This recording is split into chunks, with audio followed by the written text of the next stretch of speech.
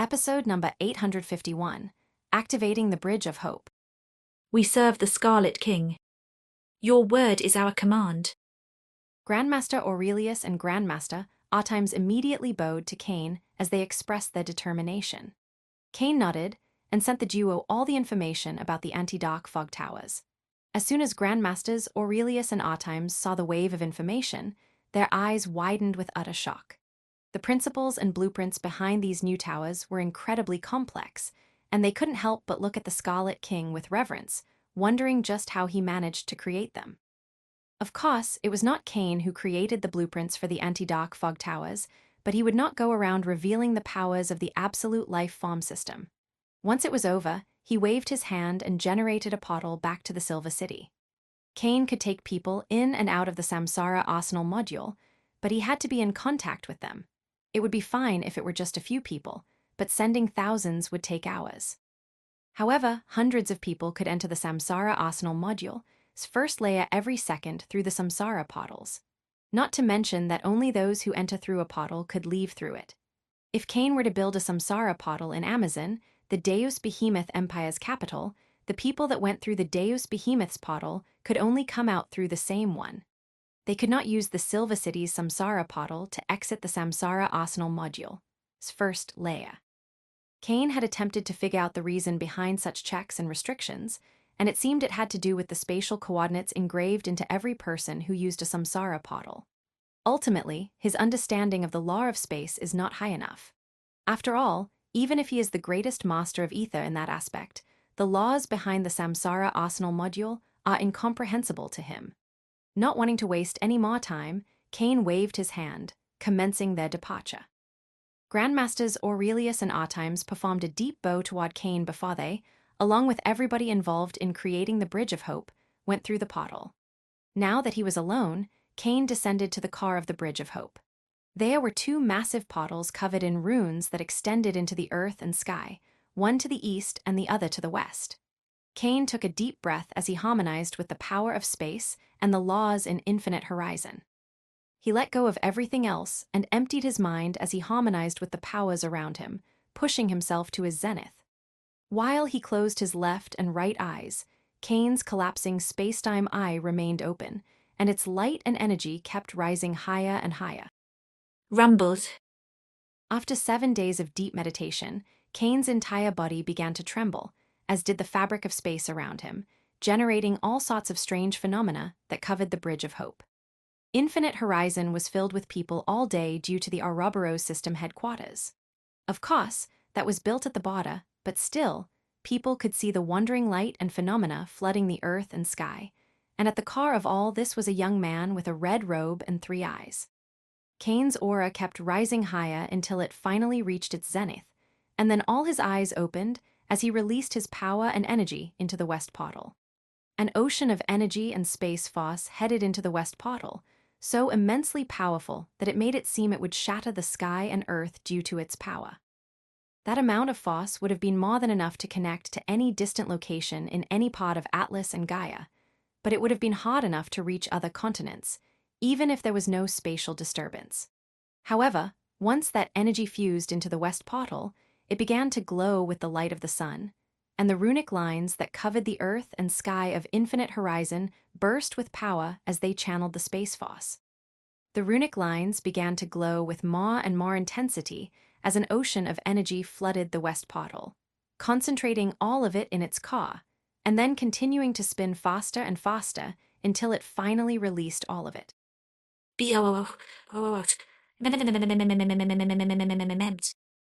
It was like a cannon of rainbow-colored energy, so pure and majestic that it left anyone who watched it in awe.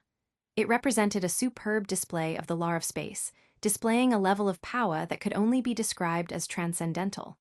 Unfortunately, Cain did not have time to get lost in the majesty of the law of space. All his power and focus were on pushing the majestic multicolored beam forward and making sure it would not stop, no matter what. Although the rainbow-colored beam faded from sight after a few seconds, thanks to Cain's connection with the West Portal, he could see it flashing through the endless ocean at a monstrous speed. There were times when some oceanic wave beast would rise and appear in the rainbow beam's path, but they were instantly incinerated.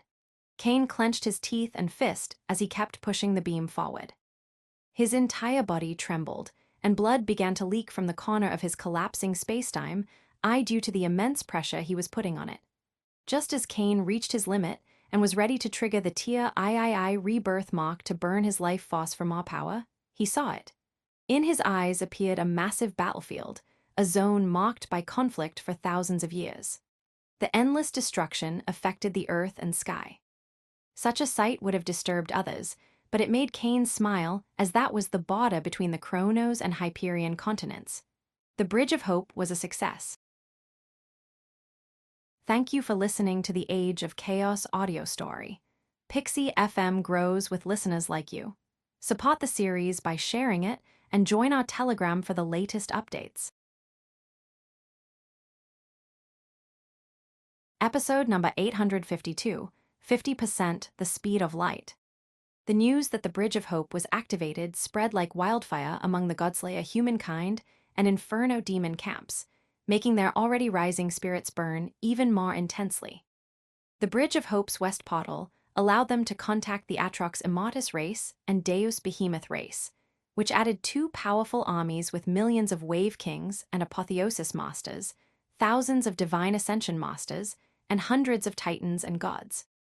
Such a massive force could mean that they would finally break the stalemate and take a step not just to limit the impact of the dark fog, but also to fight back against dark sky. Silence reigned the next day as Cain vanished, and no one dared to get near the Bridge of Hope since it was a heavily restricted area. Many wondered when the gates would be used and what the next move of the Scarlet King would be, and among them was Prime Minister Rasputin. The old man from the Nether clan was also very excited about the Bridge of Hope, but unlike all the others who only worried about when it would come into use, he had to think about what would happen when he reached Chronos. There were treaties that would oblige the Atrox Immortus Empire to assist them in the war against Dark Sky. Still, things were never so simple, especially on a battlefield where they were fighting side by side with members of the Godslayer humankind. Luckily, I have the Ouroboros system as a trump card to play with them. Most of the Atrox Immortus Empire members care deeply about honor, so I can use that and their greed to my advantage. As for those who would try to create problems with my cause, I will play with their fears. Prime Minister Rasputin was a pessimist, always expecting the worst scenario, which was why he was also so well prepared. As the man was going over the details of his plans, his eyes narrowed as he gazed into the sky and saw that the Scarlet King had arrived, and he was not alone. Next to the Scarlet King was a figure with majestic cosmic armor, whose body seemed to radiate an extremely powerful vital force and a gravitational might capable of shattering reality. Of course, the one accompanying the Scarlet King was none other than the collapsing Lightning Emperor. The man bowed to the Scarlet King before flashing to the battlefield, and the first attack he released was a gravitational wave that destroyed thousands of drones from the insect army. Awe and smiles appeared on the faces of all the Godslayer humankind soldiers who watched that attack, as the power that the collapsing Lightning Emperor displayed did not fall short of the strength Zero Mint could unleash with his weapon. Zero Mint's eyes narrowed as he saw that attack, and his entire body radiated fighting spirit as he continued attacking with his swords, unleashing more powerful attacks. The collapsing Lightning Emperor responded in the same fashion, unleashing gravitational pulses that shattered all. The clash between the two figures exploded the fighting spirit in both camps, allowing them to push themselves even harder. As Cain gazed at the Godslayer humankind camp and Inferno demon camp, all fighting with a single goal, challenging each other yet not revealing any animosity, a strange sensation appeared in his heart and mind, and he began to smile. However, it did not last long as the aloof and calm expression proper of a Master of Order soon returned to Cain's face. He glanced around the zone, and soon his eyes focused on Prime Minister Rasputin and the Dark Emperor. The Dark Emperor and Prime Minister Rasputin immediately nodded as they saw Cain's gaze and flashed toward him. Both were needed if they wanted the Atrox Immortus race to take them seriously. Otherwise, endless charades and delays could begin, and no one wanted that. Once the duo was next to him, Cain covered all three with his power and teleported back to Infinite Horizon, appearing right above the Bridge of Hope. A powerful force field covered the zone, one so strong that even true titans and true gods would find it hard to breach. Even if Cain had not detected any form of rebellion or betrayal, he would not be careless. After all, what kind of joke would it be if he left through the west portal to go for reinforcements only to remain stuck in the Hyperion continent? Cain waved his hand, generating a small gap in the force field that immediately closed once he and the duo from the Inferno demon race went through. The Dark Emperor and Prime Minister Rasputin were filled with utter and absolute awe as they gazed at the west portal. Seeing it up close was completely different, and its majesty could not be described in words. Prime Minister Rasputin followed the essence evolution path of power. While his mastery over the laws was nothing impressive, he could still feel how the fundamental principles and forces that governed this place seemed to be one level above those in the rest of Ether. Cain allowed the duo to gaze at the portal briefly before speaking, guiding them on what would happen next. Once we go through the west portal, our bodies will move forward at roughly 50% of the speed of light. As soon as they heard those words, all the awe in the Dark Emperor and Prime Minister's hearts was replaced by dread. Moving at 50% of the speed of light would mean they would travel at roughly 150,000 kilometers per second. Moving at such speed could push all the blood to their heads, and that was if their bodies did not shatter first. There is no need to fear. We will be inside a space-time nullity bubble. It would be as if the world was moving around us instead of us around the world. Even for me, it's hard to explain, but if you remain inside the bubble and do not forcibly try to exit it, you will be fine.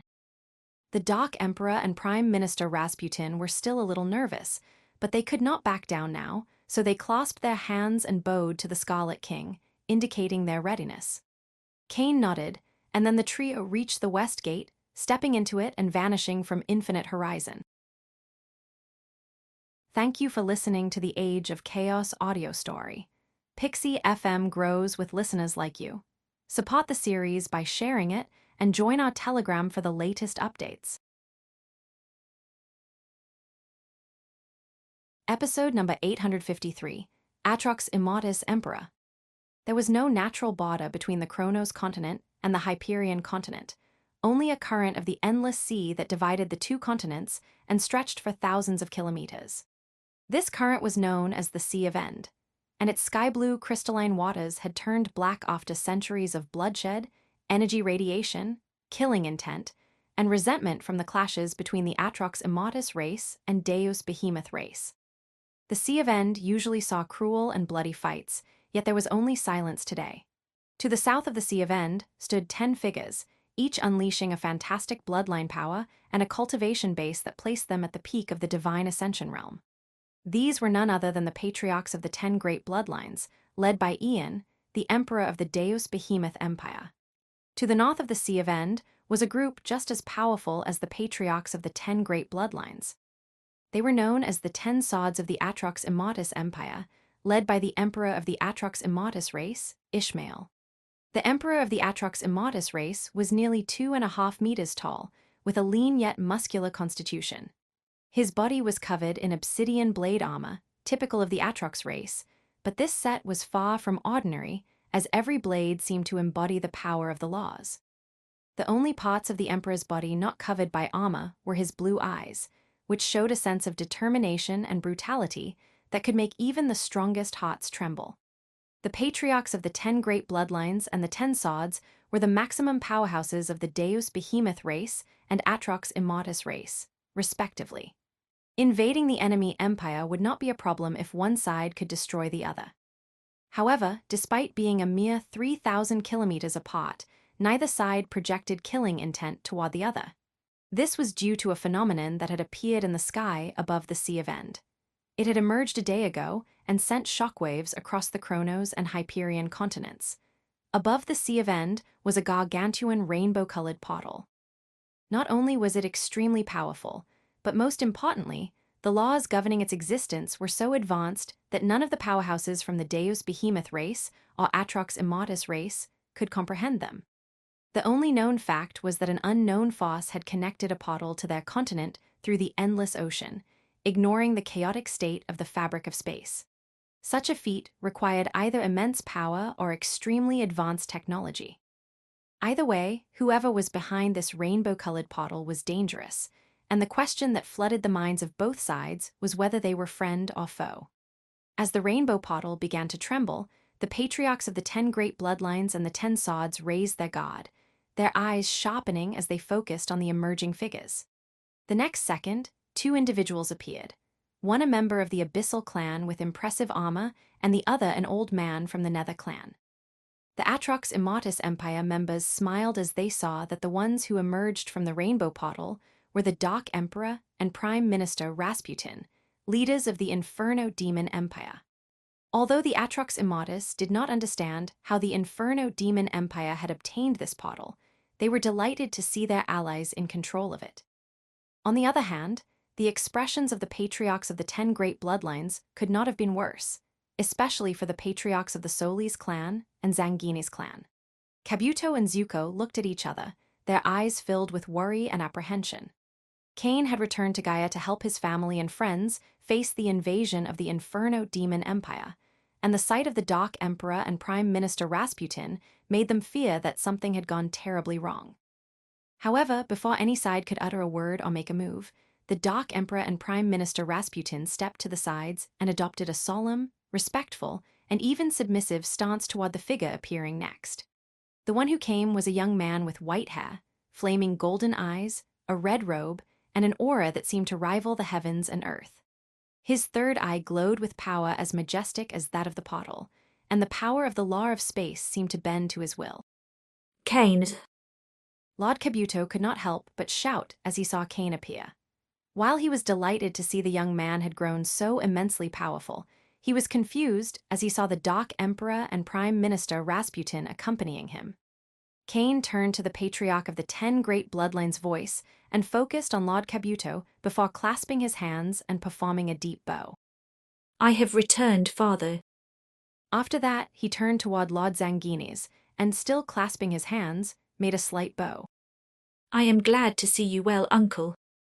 Even if Cain had grown immensely powerful, capable of subduing entire continents with his strength, he did not forget those who stood by his side when he was weak and young. Lord Kabuto and Lord Zanginis never abandoned him, even when they were forced to choose between him and the other 10 great bloodlines. They chose him without hesitation. After performing that reverence toward Lord Kabuto and Lord Zanginis, Cain turned his eyes toward the 10 sods of the Atrox Immortis race.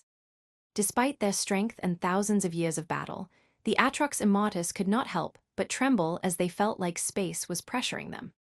Without a word or a warning, and so fast that none of them could react, Cain appeared in front of the 10 sods and moved like lightning as he grabbed the Atrox Immortis Emperor by the neck and flashed into the sky. There was pure shock and awe in the eyes of the Atrox Immortis Emperor as the speed and strength of the young man were simply too high, managing to grab him before he could make a single move. He was an essence cultivator, and being close to an astral cultivation could mean the end, but he did not let fear, doubt, or despair crush his heart.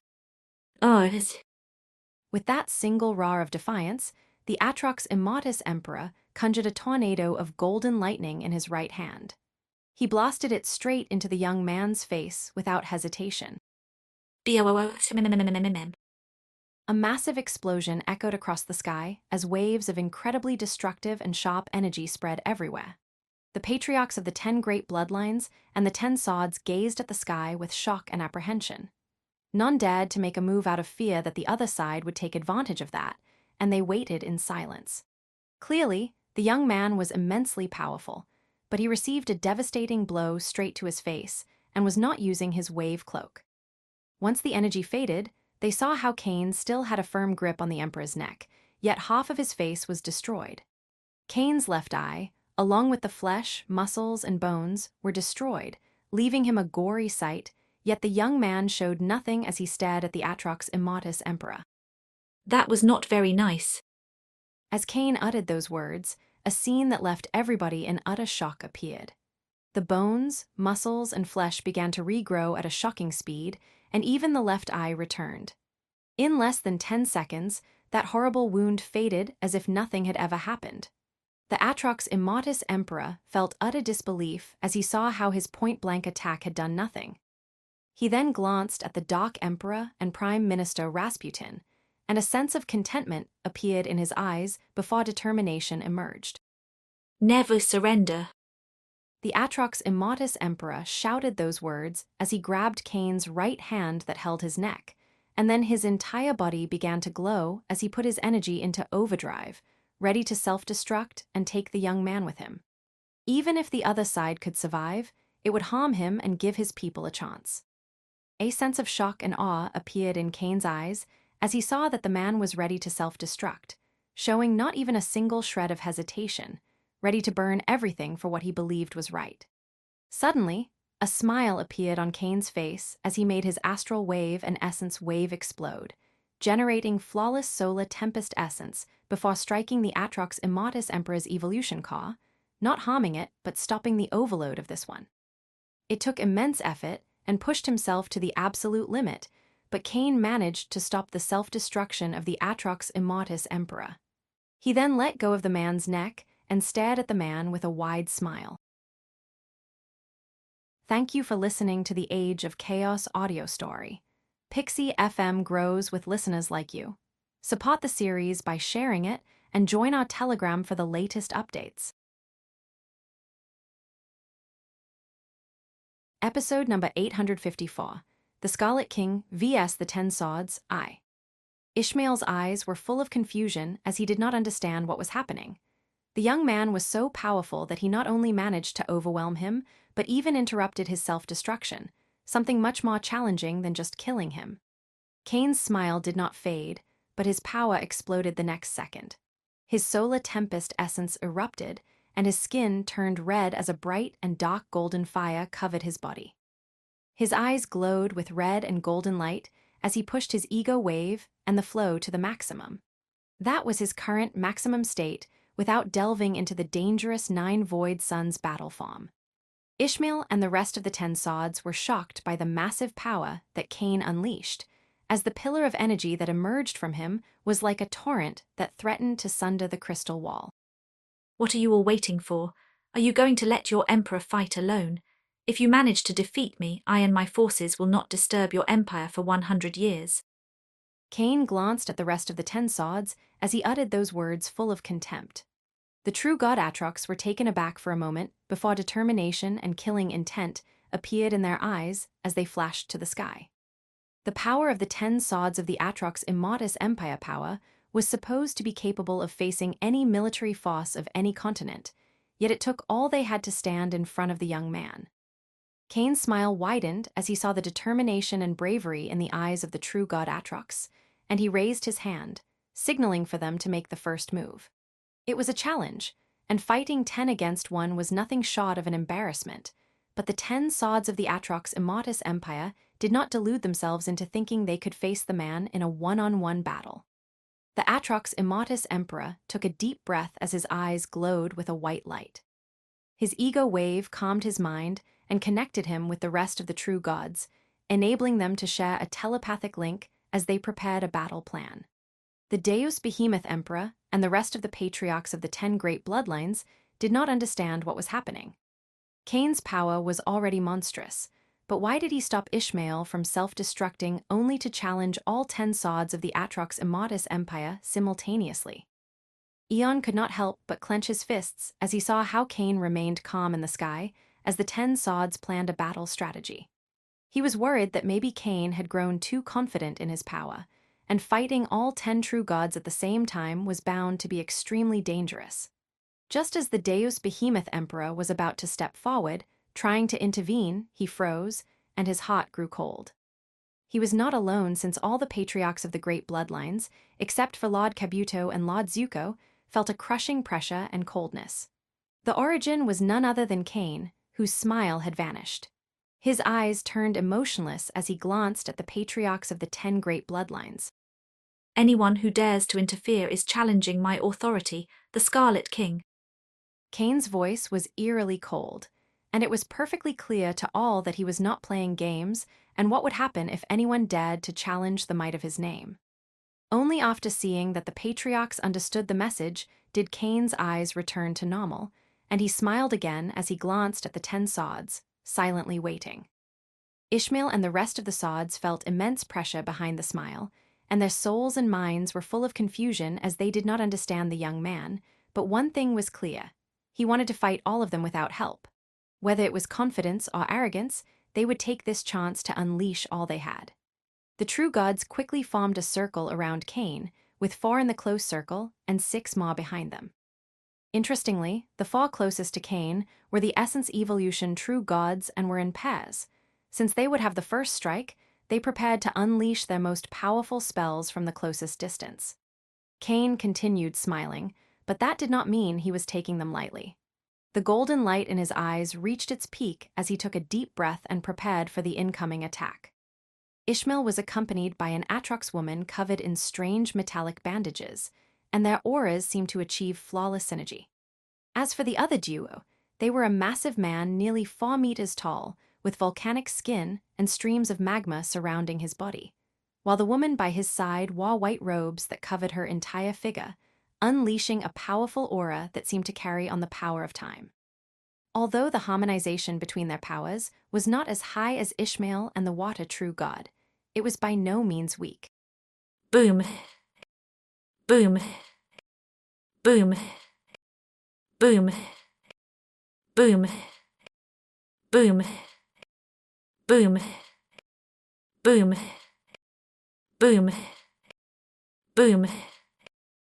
10 explosions echoed above the Sea of End as all 10 sods of the Atrox Immortus race made their energy explode, generating 10 pillars of energy. They were monstrous and powerful, yet they could barely equal the aura of the pillar of Solar Tempest essence. Fight. The cry of war from Ishmael filled the hearts of the true gods with determination, and the battle started, with the essence cultivators firing their most powerful combination spells. Golden lightning dragons. Ishmael roared as he unleashed a massive cannon of golden lightning forward, which seemed to express the unyielding nature of the law of gold with the volatile and destructive power of the law of lightning. It was immensely powerful, but the spell lacked integrity. Luckily, the woman behind him unleashed her spell the next moment. Siphoning maelstrom. A massive maelstrom revolved around the golden lightning cannon, channeling all its energy, stopping its dispersion, and making the attack almost twice as powerful. Thank you for listening to the Age of Chaos audio story. Pixie FM grows with listeners like you. Support the series by sharing it and join our Telegram for the latest updates. Episode number 855, The Scarlet King vs. the 10 Sods, Earth fire destruction volcano. As Ishmael and his partner fired that attack, the other 2 Essence Evolution true gods unleashed their spell. The man with volcanic skin conjured a volcano in the sky using his laws and energy. Withering. The spells seemed extremely powerful, but also required a long time to charge. Yet, the true god in the white dress used her law of time to accelerate the charge, allowing the volcano to erupt into a torrent of magma and destruction that also carried the withering power of time. The withering magma blast and siphon of golden lightning approached Cain at a shocking speed from the left and right, but his mind was peaceful as he analyzed his next step. I could make my energy explode and defend. I could also attempt to use the law of space to sunder the energy radiation around me and try to teleport away. However, I need to go to the extreme for them to understand what they will face. Cain's speed of thought was countless times faster than that of a normal person, and he made a decision in less than a nanosecond. His eyes glowed with powerful golden light as he relaxed every muscle in his body and harmonized his spirit with the flow of the world. He then extended his arms as the energy in his palms began to vibrate, achieving a unique state that seemed to resonate with the power in those spells. The withering magma blast and siphon of golden lightning finally reached Cain, but instead of the explosive might they should have unleashed, the spells froze when they made contact with his palms. Pure and utter shock appeared in Ishmael and the other 3 true gods as they saw their spells fail to act, but things were far from over as Cain seemed to grab the blast of withering magma and siphon of golden lightning before rotating his body. Cain used the flow to harmonize with the energy flow of both spells before rotating his body with them, severing the control of the true gods over their spells before redirecting them. Ishmael and the woman by his side saw the withering magma blast coming toward them, while the volcano man and his partner saw a siphon of golden lightning about to reach them. They were still trying to overcome the shock, and the counter came too fast, so the true gods could not respond. Luckily for them, before each of the spells could connect, they took a sharp turn, flashing into the sky, exploding into the crystal wall, and filling the heavens with their energy radiation, turning it into a beautiful sight. Cain's face turned pale for a moment. While redirecting the spells was not taxing, changing their direction once they left his hands was incredibly complicated and required a monstrous effort. It would have been easier just to let them take the attack head-on, but he could not injure such powerful warriors. Ishmael was shocked, and the confusion in his eyes grew more powerful as he did not understand what was happening or why the young man had saved them from that blast. He could not allow himself to hesitate, and his eyes grew sharp. Change formation, battle plan C. As soon as the 10 swords heard those words, they nodded. The essence cultivation broke their couple's stance, since there was no point in firing powerful spells if the young man could send them back, and all true gods mixed among each other as they flashed toward the young man full of battle will. A man and a woman immediately flashed toward Cain. One was covered in beautiful light, so radiant that it affected his sight, while the other was wrapped in shadows that seemed to vanish from existence. Cain's eyes grew sharp as he detected daggers coming to his heart and the back of his neck. He acted extremely fast, grabbing the wrists of the man and woman and pushing the daggers away from his body before sending them flying away. Just as he took care of the duo, he turned to the side and saw a massive, nearly 4-meter-tall Atrox in blue armor flashing toward him with a sword covered in ice. The man's technique was superb, as he could feel the sword's sharpness and the ice on his face. In a second, 80% of his solar essence tempest gathered in his left palm, which he used to block the sword. A massive explosion of ice and sharp force spread everywhere, and the Atrox true god could not hide his shock as he saw how a naked palm blocked his sword. Before he could react, Cain's right palm touched his chest before a massive energy pulse sent him flying away. The man felt extremely nauseous after the energy pulse, but he remained physically unharmed and unable to control his body. Just as Cain managed to send that massive swordsman Atrox flying away, another Atrox, even larger, waved an enormous hammer in his direction. In a second, the Atrox true god was able to channel all that power into his weapon. Cain had already sent the swordsman flying away, and the hammer was already reaching him, so dodging or evading was impossible, but that did not mean he was out of options. The massive Atrox saw how his hammer was barely a few centimeters away from Cain's back. Still, space acted erratically, and moving his weapon through those few centimeters was like pushing it through dozens of kilometers of mud. By the time his hammer finally connected, it had lost most of its impulse, and if that was not enough, Cain had redirected all his energy into his back. The blow that could have leveled a massive city with millions of people barely pushed Cain a few meters forward. Cain immediately turned his body and kicked the hammer, making it crash into the body of the Atrox, hitting the man with his own weapon and pushing him away. Thank you for listening to the Age of Chaos audio story. Pixie FM grows with listeners like you. Support the series by sharing it and join our Telegram for the latest updates. Episode number 856, The Scarlet King vs. the 10 Swords, EI. Cain had taken care of the man just in time to face the attack from the lost 2 astral true gods of the Atrox Immortus race's true gods. One was a woman who had transformed into a massive werewolf with bloody fur and lunged toward him with her maws open, while the other was a man who fired a spear-sized arrow carrying the power of wind and sound, making it fast and hard to intercept. The golden light in Cain's eyes exploded as he pushed the flow to the peak. With expertise, he managed to grab the arrow without letting it lose momentum, rotating it around his body and redirecting it toward the werewolf true god. Cain broke the arrow's head, allowing only the shaft to hit, but it was still powerful enough to push back the werewolf true god. Not wasting even a second, Cain turned toward the archer true god, and a massive amount of energy gathered in his palm as he launched a palm strike. The archer's eyes narrowed as he saw the palm strike, and the next second, an invisible force struck his body, sending him flying away. Silence reigned for a second as everyone saw how Cain managed to withstand the onslaught of the 6 astral true gods from the 10 sods and sent them flying away. If that was not enough, it was evident that Cain was restraining himself to avoid causing severe damage. Keep fighting, we must demonstrate the might of our race. Ishmael could see doubt and hesitation rising in the warriors' souls, so he shouted with all his power, making them understand that their goal was not victory or to kill the young man, but to prove that the Atrox Immatus race had powerful masters. Avoid the sacred organs, but attack with everything you have. Do not contain yourself. Trying to kill an opponent who was avoiding harm was not something the true gods of the Atrox Immatus race felt comfortable with, so they were all relieved to see Ishmael's command, and the last shred of hesitation vanished as they returned to the fray. Cain showed a small smile as he heard the words of the Atrox Immatus Emperor, and his eyes glowed with golden light as he prepared to face the spells and melee attacks coming his way. Boom. B-O-O-O-M-M-M-M-Ms. B-O-O-O-M-M-M-Ms. More and more explosions filled the sky as Cain faced the 10 sods of the Atrox Immatus race, overwhelming them with his power.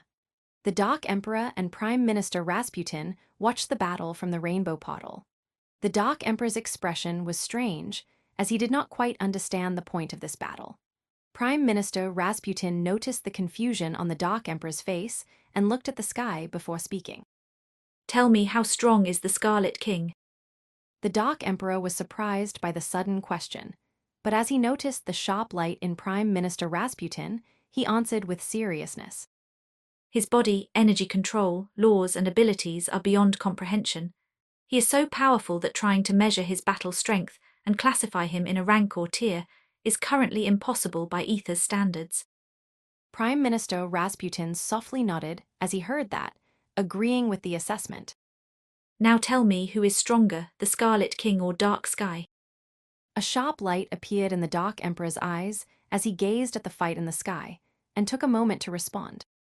Individually, I am willing to bet that the Scarlet King could defeat any humanoid of Dark Sky in a one-on-one battle, even the giant one that appeared a few months ago. However, the full power of Dark Sky is too much for him alone to handle, and they can kill him. Once again, Prime Minister Rasputin nodded. He remained silent for a few seconds before speaking again. Then if Dark Sky is so powerful, what chance does the Atrox Immortus Empire have of surviving a clash with them if its strongest warriors are so easily overwhelmed by the Scarlet King? A flash of enlightenment appeared in the Dark Emperor's eyes as he heard those words, and everything became clear to him the next second. We have faced Dark Sky and understood just how monstrous they are. Not even in our wildest nightmares could we imagine such a powerful enemy, and words might not be enough to convince Ishmael and the Atrox Immortus Empire's upper echelon of the danger we face. However, we must only show them that even the Scarlet King cannot face the full power of Dark Sky, and they would comprehend. No one who becomes an emperor is a simple man, and the Dark Emperor could understand everything after that small explanation. That is right. The Scarlet King is paving the way for us. We can use this fight to make them understand that there are monsters and forces in Ether whose power we cannot even comprehend, and one of them is determined to consume all life and take this world as their own. If they cannot face the Scarlet King or even wound him, then against Dark Sky, they will be nothing but ants. Prime Minister Rasputin remained composed and showed nothing. After all, he could not be smiling as a human beat the crap out of their allies, but inside he was beyond delighted. After this fight and seeing the power of the Scarlet King, he was 100% sure he could convince the powerhouses of the Atrox Immatus race to accompany them to the battlefield against Dark Sky. The fight between Cain and the 10 sods of the Atrox Immatus Empire carried on for another 30 minutes before finally Ishmael shouted, Pull back now. The true gods immediately stopped their attacks when they heard the Emperor's voice and returned, assembling around Ishmael. The 10 sods of the Atrox Immatus Empire were all hurt and exhausted, but other than some minor wounds, they were perfectly fine. All of them knew that the lack of severe injuries was due to the mercy of their opponent.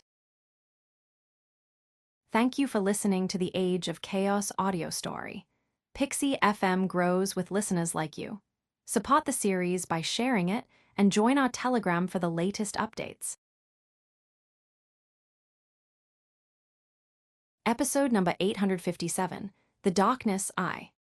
On the other hand, while they avoided the head, heart, and evolution car, they attacked with all they had, yet Cain had not a single wound on his body. The young man was also exhausted, but while some attacks had managed to touch him, his pseudo-immortal body and radiance of life ensured that those wounds would heal instantly. Cain stared at the 10 sods before his eyes glowed with red light, and he opened his mouth. The next second, the sky trembled before energy streams began to surge toward the young man under the power of the gluttony concept. He could still not express proper battle power through his concepts, but using them to recover his energy was easy. Ishmael couldn't help but show a defeated smile as he saw how the young man began to devour the energy in the earth and sky.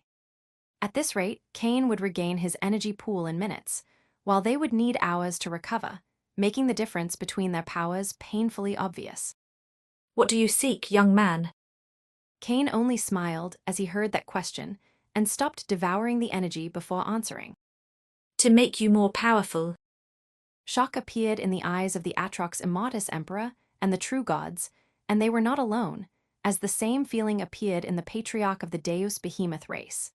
Those words were enough to consider Cain a traitor to the light races, casting a dark shadow over the alliance between the Godslayer Humankind Empire and the Deus Behemoth Empire.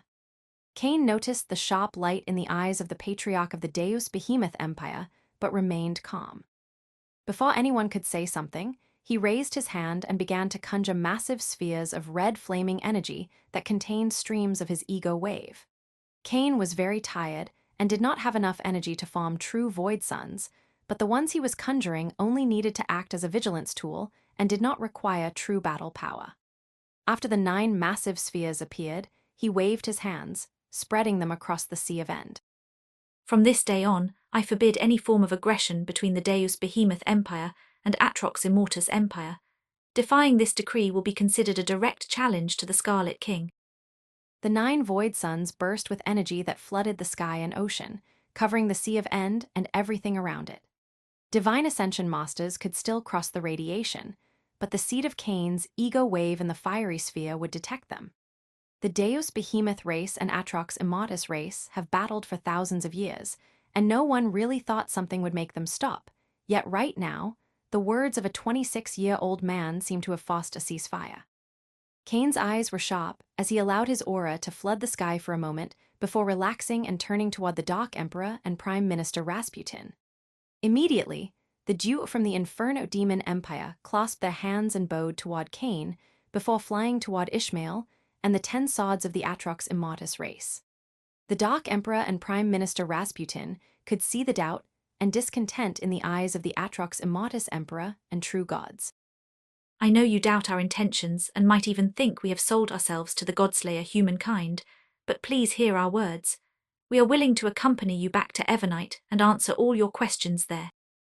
Ishmael's eyes narrowed as he stared at the duo, and after contemplating everything, he nodded. If I don't hear from you in 2 days, I will be furious and have to go and look for you. Before the group could leave, Cain's cold voice echoed across the sky, and the Dark Emperor and Prime Minister Rasputin only bowed. But it was clear that those words were not meant for the Inferno Demon duo, but for the masters of the Atrox Immortus race.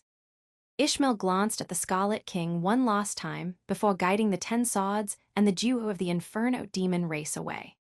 It was only after they left that Cain turned his eyes to the patriarchs of the 10 great bloodlines, and the light in their eyes clearly showed that some were not very happy with him. But he did not lose focus or grow nervous. You have questions and I have all the answers. We should go to Amazon to have a proper conversation. Ian stared at Cain for a moment before finally nodding. It was too early to make decisions or pass judgment before understanding the whole picture. Cain and the patriarchs of the 10 great bloodlines flew toward the nearest intersected teleportation matrix.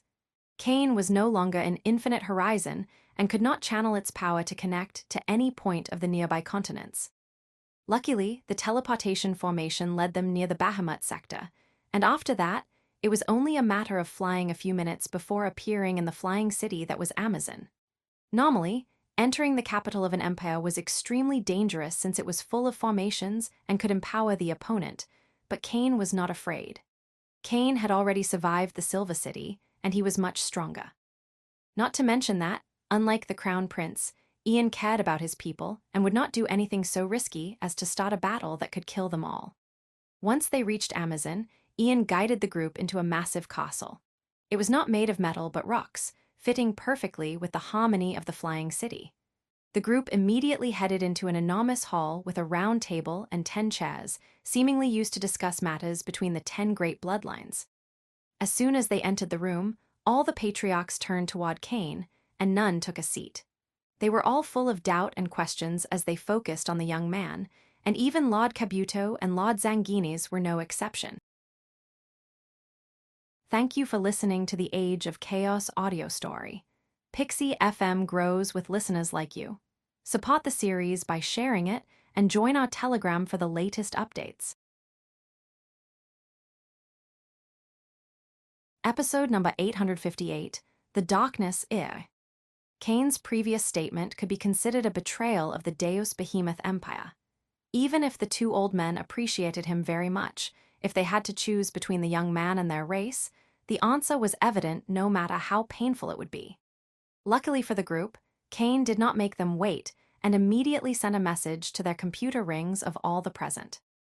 Eon and the patriarchs of the 10 great bloodlines glanced at each other before focusing on their computer rings and seeing a video file.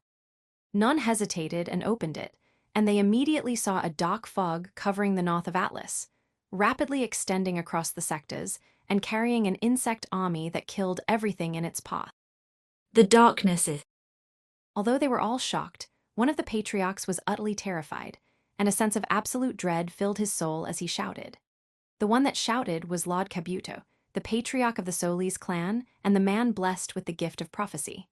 The old man could not help but tremble, for that dark fog was the same darkness he had seen in his vision that threatened to engulf the entire Deus Behemoth race. Cyan's eyes narrowed as he heard those words coming from Lord Cabuto. There was no way he would have forgotten about the prophecy that connected his path and that of the patriarch of the Solis clan, but he had honestly never paid too much attention or importance to it.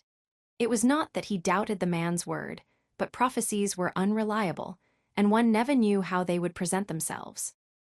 Not to mention that according to Lord Cabuto's vision, it would appear in Chronos and extend to the Deus Behemoth Empire, yet it had clearly not been the case and instead appeared in Atlas. That was why Cain never connected the dark fog and dark sky to Lord Cabuto's vision, yet it seemed he was wrong. Lord Zanguinius was also shocked by Lord Cabuto's reaction. He was aware of the prophecy, which was why he was surprised and shocked, and immediately a sense of dread assaulted him. According to that vision, the darkness would consume the entire Deus Behemoth Empire, and it seemed that this dark fog could do such a thing. Unlike the patriarch of the Zanguines clan, the rest of the people in the room had no idea what Lord Cabuto was talking about, but they could see the terror in the man's eyes. Before they could ask any questions, the old man focused once more on the computer ring and kept watching the video. The rest of the patriarchs of the 10 great bloodlines remained silent and chose to ask their questions after finishing the video. They saw how the dark fog raced across the Atlas continent, causing countless deaths. Even if they were part of the dark races, seeing women, elders, and children die was not something the patriarchs would find pleasant.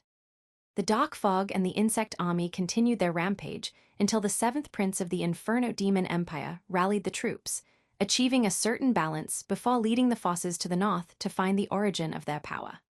They were a massive power with millions of warriors and several true gods, and they cut through the insect army like a hot knife through butter. However, as the army seemed to have reached its goal, silence echoed across the empire. The following picture in the video was that of a humanoid of dark sky throwing Horus's severed head. When the Dark Emperor attacked blindly in rage, a humanoid nearly killed the man. Your time has ended. This world now belongs to the dark sky. Those words echoed in the minds of all the patriarchs present, and there was a sense of aloofness in them that made it clear just how little the humanoids of dark sky thought of the Inferno demon race, or, for that matter, any other race in Ether. The video continued showing the futile clash between the weakened Inferno Demon Empire's forces against Dark Sky, and it was evident they had not a single chance until finally, a master in dark armor who manipulated white flames appeared. The man was monstrously powerful, achieving a battle might that rose beyond the true Titan tier. He was able to face one of the humanoids of Dark Sky and gradually started to suppress them. That is Zero Mint, an ancient master of the Inferno demon race that had been absent for the last 1500 years. He is weird, to say the least, but his power is great even by my standards. Ian and the rest of the Patriarchs heard Kane's words and were surprised to see such a powerful master of the Inferno demon race appear out of nowhere. The man was stronger than any of them. However, after the second humanoids of Dark Sky appeared, he was forced to flee. A somber expression appeared on all the Patriarchs of the 10 Great Bloodlines as they saw how even someone as powerful as Zero Mint, who could defeat any of them, was forced to escape. The video did not stop as it carried on, showing Kane overcoming a tribulation that was utterly foreign to any of them and seemingly carrying the power of the law of space. Although that confused the Patriarchs and filled them with questions, they did not have time to ask, since the video next showed how Kane opened a portal into Atlas and flashed into the dark fog, before fighting the humanoids of Dark Sky. The Patriarchs had seen Kane's battle before, but he had been containing himself against the 10 swords of the Atrox Immortus Empire. However, against the humanoids of Dark Sky, the young man showed his true brutal and murderous nature, delivering attacks and skills whose only purpose was to kill, and there was not even the slightest sign of mercy. Thank you for listening to the Age of Chaos audio story. Pixie FM grows with listeners like you. Support the series by sharing it and join our Telegram for the latest updates. Episode number 859. What if we refuse to fight? The awe in the hearts of the Patriarchs of the 10 Great Bloodlines kept rising as Kane unleashed a battle power that was simply incredible. It reached its peak as they saw the 9 Void Suns battle form and how the young man's power skyrocketed, almost taking the life of one of the humanoids of Dark Sky before he was forced to flee due to the arrival of a gargantuan figure. Although the video perfectly showed Kane's power, it also revealed how wounded he was after the battle against the humanoids of Dark Sky, making the cost of fighting those things clear. Divided, we will be slaughtered. Together we could fight, but we will lose and die. The words of Kane to the powerhouses of the Godslayer Humankind Empire and the Inferno Demon Empire echoed in the mind of the Patriarch of the 10 Great Bloodlines of the Deus Behemoth Empire. Luckily, there are more than just 2 sacred races in Ether. After those words, the video showed the Dark Fog battlefield, which extended across the entire Atlas continent for hundreds of thousands of kilometers. It depicted the Godslayer Humankind camp and Inferno Demon camp fighting against the insect army to slow down the growth of the Dark Fog. The video depicted 2 armies fighting against the endless waves of the insect army, and it was clear that there was no sense of victory in their hearts, and despair was slowly crawling into the soldiers' hearts. However, suddenly, everything changed, and the warriors began to march into the battlefield full of thrill and determination. Such a sudden and drastic change in the mood confused the Patriarchs of the 10 Great Bloodlines, and their confusion only grew as they saw how the warriors in both camps attained all sorts of treasures and weapons, raising their strength. It would be one thing if it were just the Godslayer Humankind camp, but the Inferno Demon camp also obtained the treasures and power-ups. The final part of the video file showed Kane appearing with a true god of the Inferno Demon race before leaving with Zero Mint, only to return an hour later with the man now holding a sword that slaughtered thousands of drones of the insect army with a single wave. It also showed the power of Anga and his armor and runes, along with the might of the collapsing Lightning Emperor that rose beyond the tier of true Titan. Silence reigned in the room as the Emperor and Patriarchs of the 10 Great Bloodlines of the Deus Behemoth Empire glanced at Kane, all sorts of thoughts in their minds. Finally, Ian's voice broke the silence. Did you give those treasures to the members of the Inferno Demon race? Ian's voice was solemn. It would make sense for Kane to hand over treasures to the Godslayer Humankind, which they would gladly see as it meant an ally growing stronger. However, things would be different if those treasures reached the Inferno Demon camp. After all, the Inferno Demon Empire was an ally of their enemies, the Atrox Immortus race, and those treasures made them much more powerful. Right now, despite their military force being a third of that of the Deus Behemoth race, the Inferno Demon race was not really weaker, thanks to the massive influx of treasures and the presence of an expert like Zero Mint. Cain stared at the Deus Behemoth Emperor, his voice calm yet sharp as he answered the question. I did not give them anything. They earned it with their own effort, as anyone willing to face Dark Sky by my side could. After uttering those words, Cain waved his hand, and the computer rings of all the patriarchs of the 10 great bloodlines glowed. Welcome to the Ouroboros system, created by the Scarlet King for all who fight Dark Sky. From now on, every enemy you kill and every military maneuver you perform that serves the purpose of facing Dark Sky will be rewarded with Ouroboros points.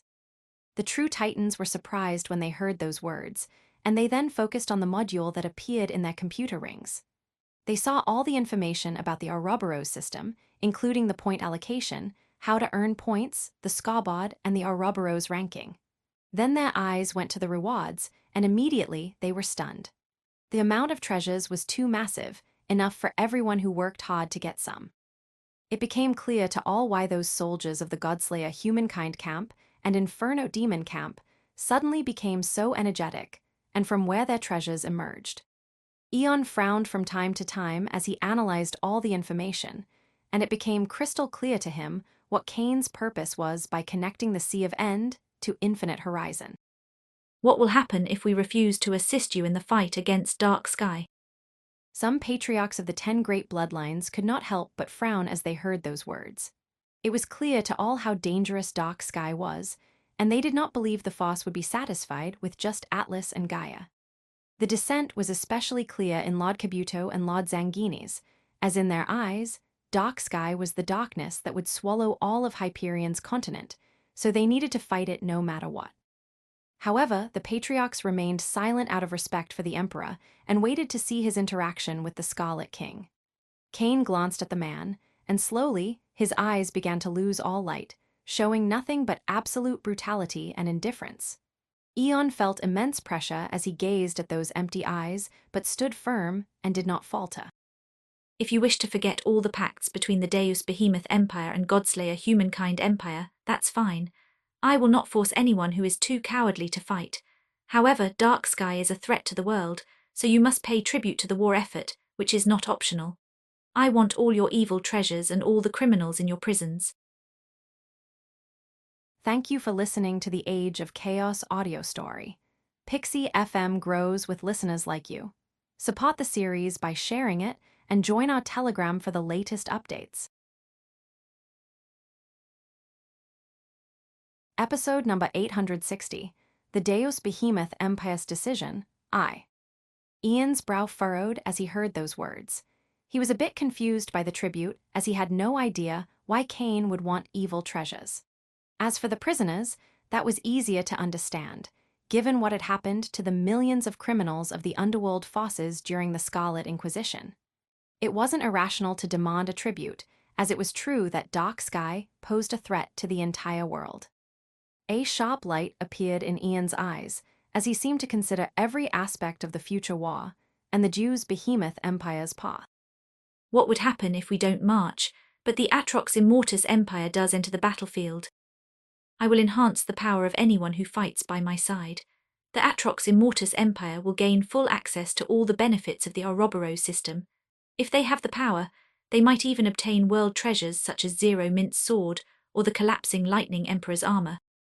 Cain had just finished his sentence when the patriarch of the Kraken clan stepped forward and shouted in rage. Traitor, how can you be willing to arm our enemies after all that the Deus Behemoth Empire has done for you?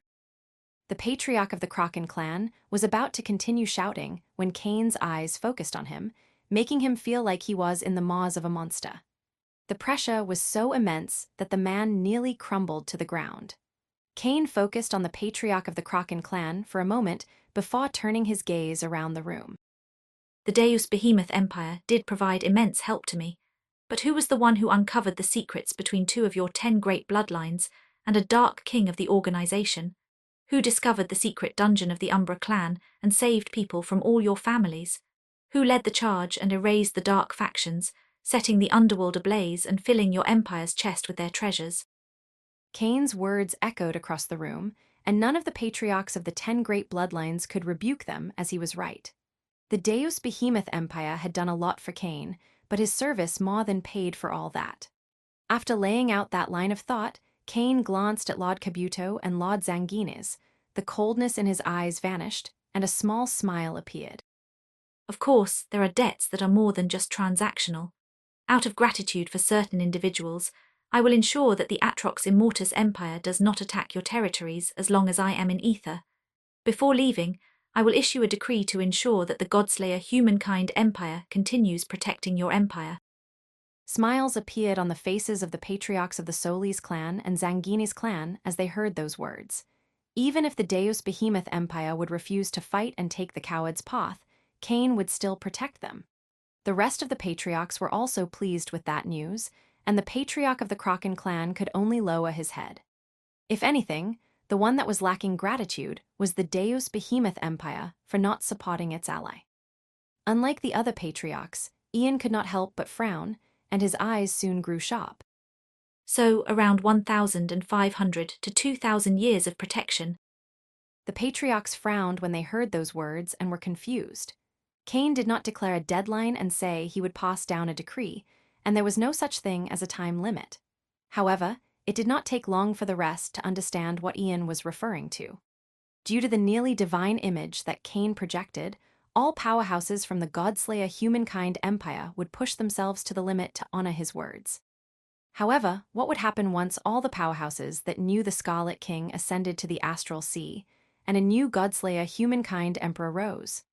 Maybe the next Godslayer Humankind Emperor would still respect and honor the words of the Scarlet King and keep protecting the Deus Behemoth Empire, but the subsequent definitely would not. After all, why would that Godslayer Humankind Emperor protect an empire that refused to help them in a battle that threatened the entire world for the words of someone he never met? Cain stared at Ian and then nodded. The might of his voice and words had a limit, especially if all those who sided with him vanished from the world. However, after 2,000 years, all the people he cared about in Ether would have ascended or perished. So why would he bother with the descendants of those too cowardly to fight, while the rest risked their lives day and night? So we either respect our treaties and answer the call of honor to fight alongside the Godslayer Humankind Empire against Dark Sky, risking our lives, or we cower and remain hidden while the Atrox Immortus race grows stronger. Ian could not help but sigh. 2,000 years was a lot of time, enough for him and most of his descendants to rise to the Astral Sea, but he would be dooming future generations. Cabuto, I assume your previous outburst was due to one of your visions. The patriarchs were surprised by the sudden turn from the Deus Behemoth Emperor. Their eyes turned toward the patriarch of the Solis clan as they remembered the outburst this one manifested when he first saw the video of the dark fog. Lord Cabuto did not leave them waiting and carried on. That is true. Years ago, I experienced a horrible vision of darkness consuming the entire Deus Behemoth Empire. It was a force that none could stop and killed everything in its path. The patriarch of the Solis clan paused, turning toward Cain with a radiant smile. However, when everything seemed lost, a red light manifested, clashing against the darkness and saving us all. Thank you for listening to the Age of Chaos audio story. Pixie FM grows with listeners like you. Support the series by sharing it and join our Telegram for the latest updates. Episode number 861, The Deus Behemoth Empire's Decision, Air. Ian and the other patriarchs of the 10 Great Bloodlines' eyes widened as they heard those words. Although visions and prophecies were not something they felt confident in relying upon, it was no secret that the patriarch of the Solis clan had the gift of clairvoyance, and his visions always came true, one way or another. It was clear to everyone that the darkness Lord Cabuto saw engulfing the Deus Behemoth Empire was none other than the dark fog of Dark Sky, and the red light that would clash against it was the young man standing before them in a red robe, whose eyes glowed like a blood sea. Eon glanced around the room. observing how all the patriarchs analyzed the information before he unleashed his aura and drew everybody's attention. There are only two paths left for us. The Jews' behemoth empire can fight with all its power against this darkness that threatens to engulf our world, or we can remain hidden, cowardly in Hyperion, too afraid to fight and hoping that the threat is eliminated. Those who think that refusing to participate in this battle will prevent the death of their young ones are mistaken. The Deus Behemoth Emperor paused at this point, and after seeing that he had everyone's attention, he continued. If the Scarlet King fails, Dark Sky will reach the Hyperion continent and kill all of us. If he wins while we hide, we will enjoy safety for thousands of years, but we will have doomed the Deus Behemoth race. That sneaky bastard Ishmael practically lives for honor, so I assure you he will send the full power of the Atrox Immortus race into the battlefield, and they will grow monstrously powerful thanks to the Ouroboros system. As soon as he finished those words, Ian's eyes began to glow with a sharp and monstrous fighting will. The Volcano clan is neither cowardly nor is it the Imperial army. We will march toward Atlas and fight against the darkness that threatens to engulf the entire world. The patriarchs of the 10 great bloodlines were surprised by these words. Ian seemed against the war from the start, yet he was the first to declare his determination, and his previous words closed all exits for the patriarchs. They could not use excuses to protect their clans or people, and if they did not want to fight, they had to admit they were too afraid to march onto the battlefield. Cain only smiled as he saw the fighting will in the eyes of the Deus Behemoth Emperor. The man was certainly not simple, taking the role of the opposition to the battle effort, allowing Cain to dissipate all doubts and shattering all excuses before declaring his intent to fight. He did not even give them time to discuss and force them to decide here and now. Anyone that becomes an emperor is not simple. Less than a second after the Deus Behemoth Emperor declared his intent to join the war against Dark Sky, two more voices echoed simultaneously. The Solis clan will follow the Sun Avatar into Hades if needed. The Zanguini's clan will march into the Averno if it is the desire of the Scarlet King. The two old men shouted, full of fighting will and spirit, without doubt or hesitation in their minds and souls. The Kraken clan will fight against Dark Sky. Cain turned to the side and was a little surprised to see that the fourth person to declare his intention was the patriarch of the Kraken clan, but he just nodded and did not make things harder for the man. The Fenrir clan will sunder the darkness. The Ursa clan is afraid of nothing. We will march to war. The Arctic clan will stand by the side of our allies during this battle.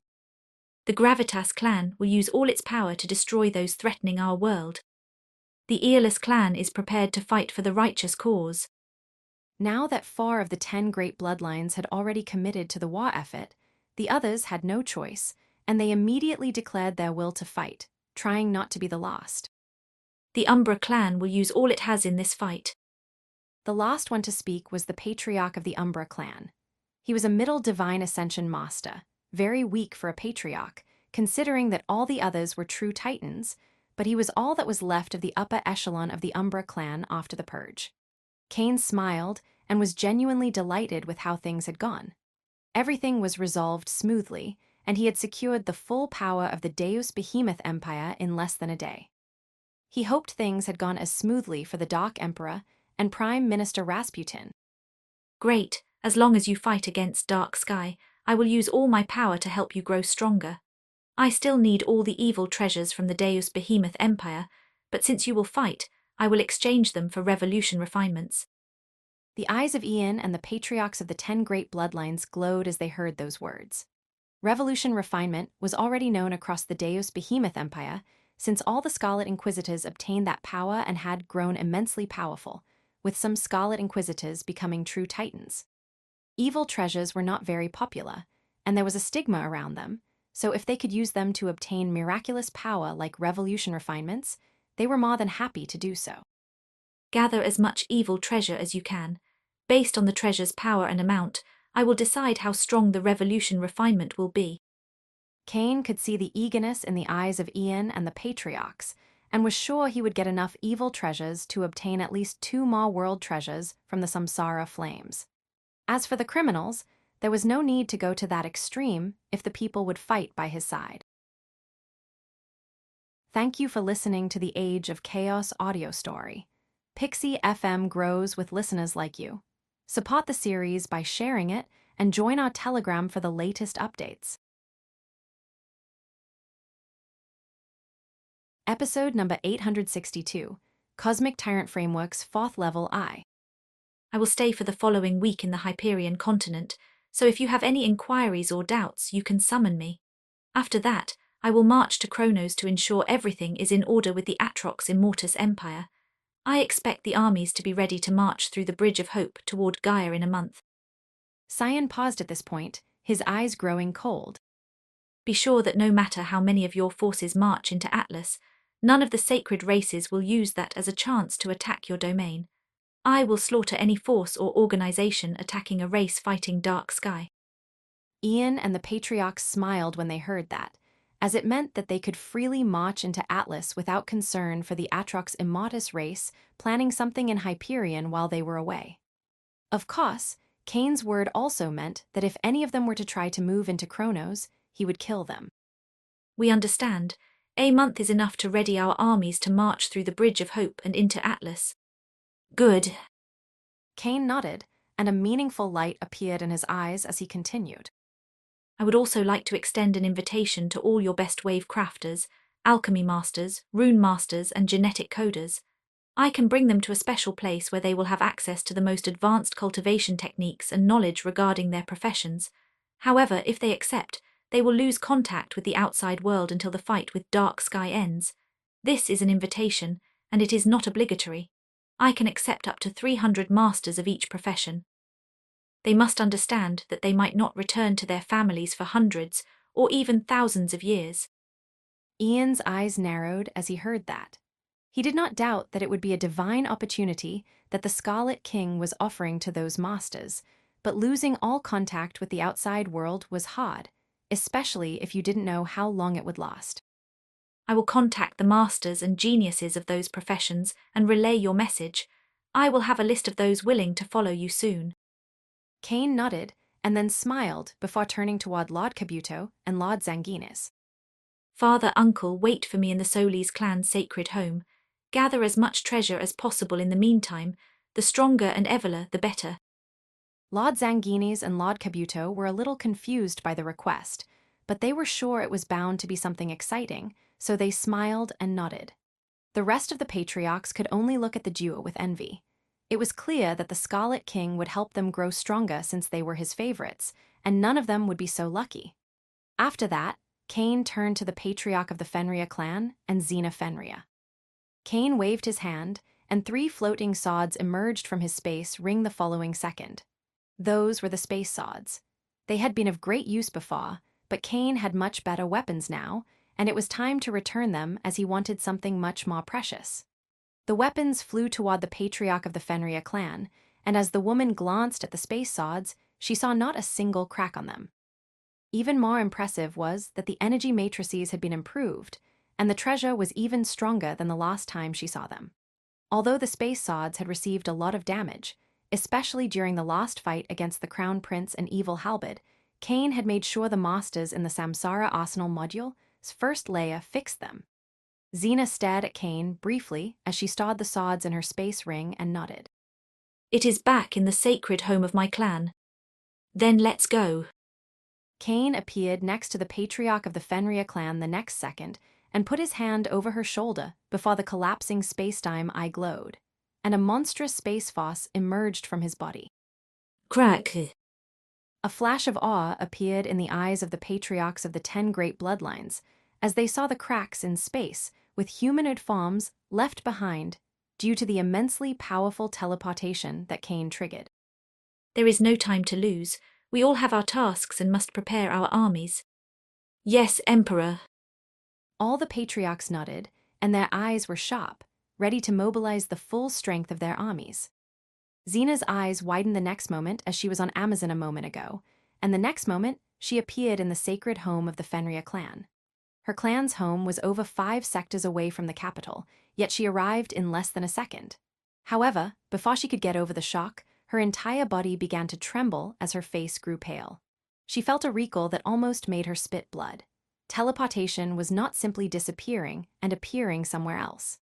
You would open a wormhole between 2 points and use it to travel an immense amount of distance, ignoring most obstacles in the path. This teleportation was so massive and powerful that it took a toll on Xena's body. Oh, sorry about that. I had already gotten used to the backlash, but I guess you are too frail. Xena looked to the side and saw Cain. As the one that triggered the teleportation, the recall would have been even more brutal on him, yet he seemed perfectly fine. However, what shocked her most was the massive control over space the young man could unleash. It was miles ahead of hers despite her bloodline. I will wait for you here. Cain said nothing else and glanced at the woman.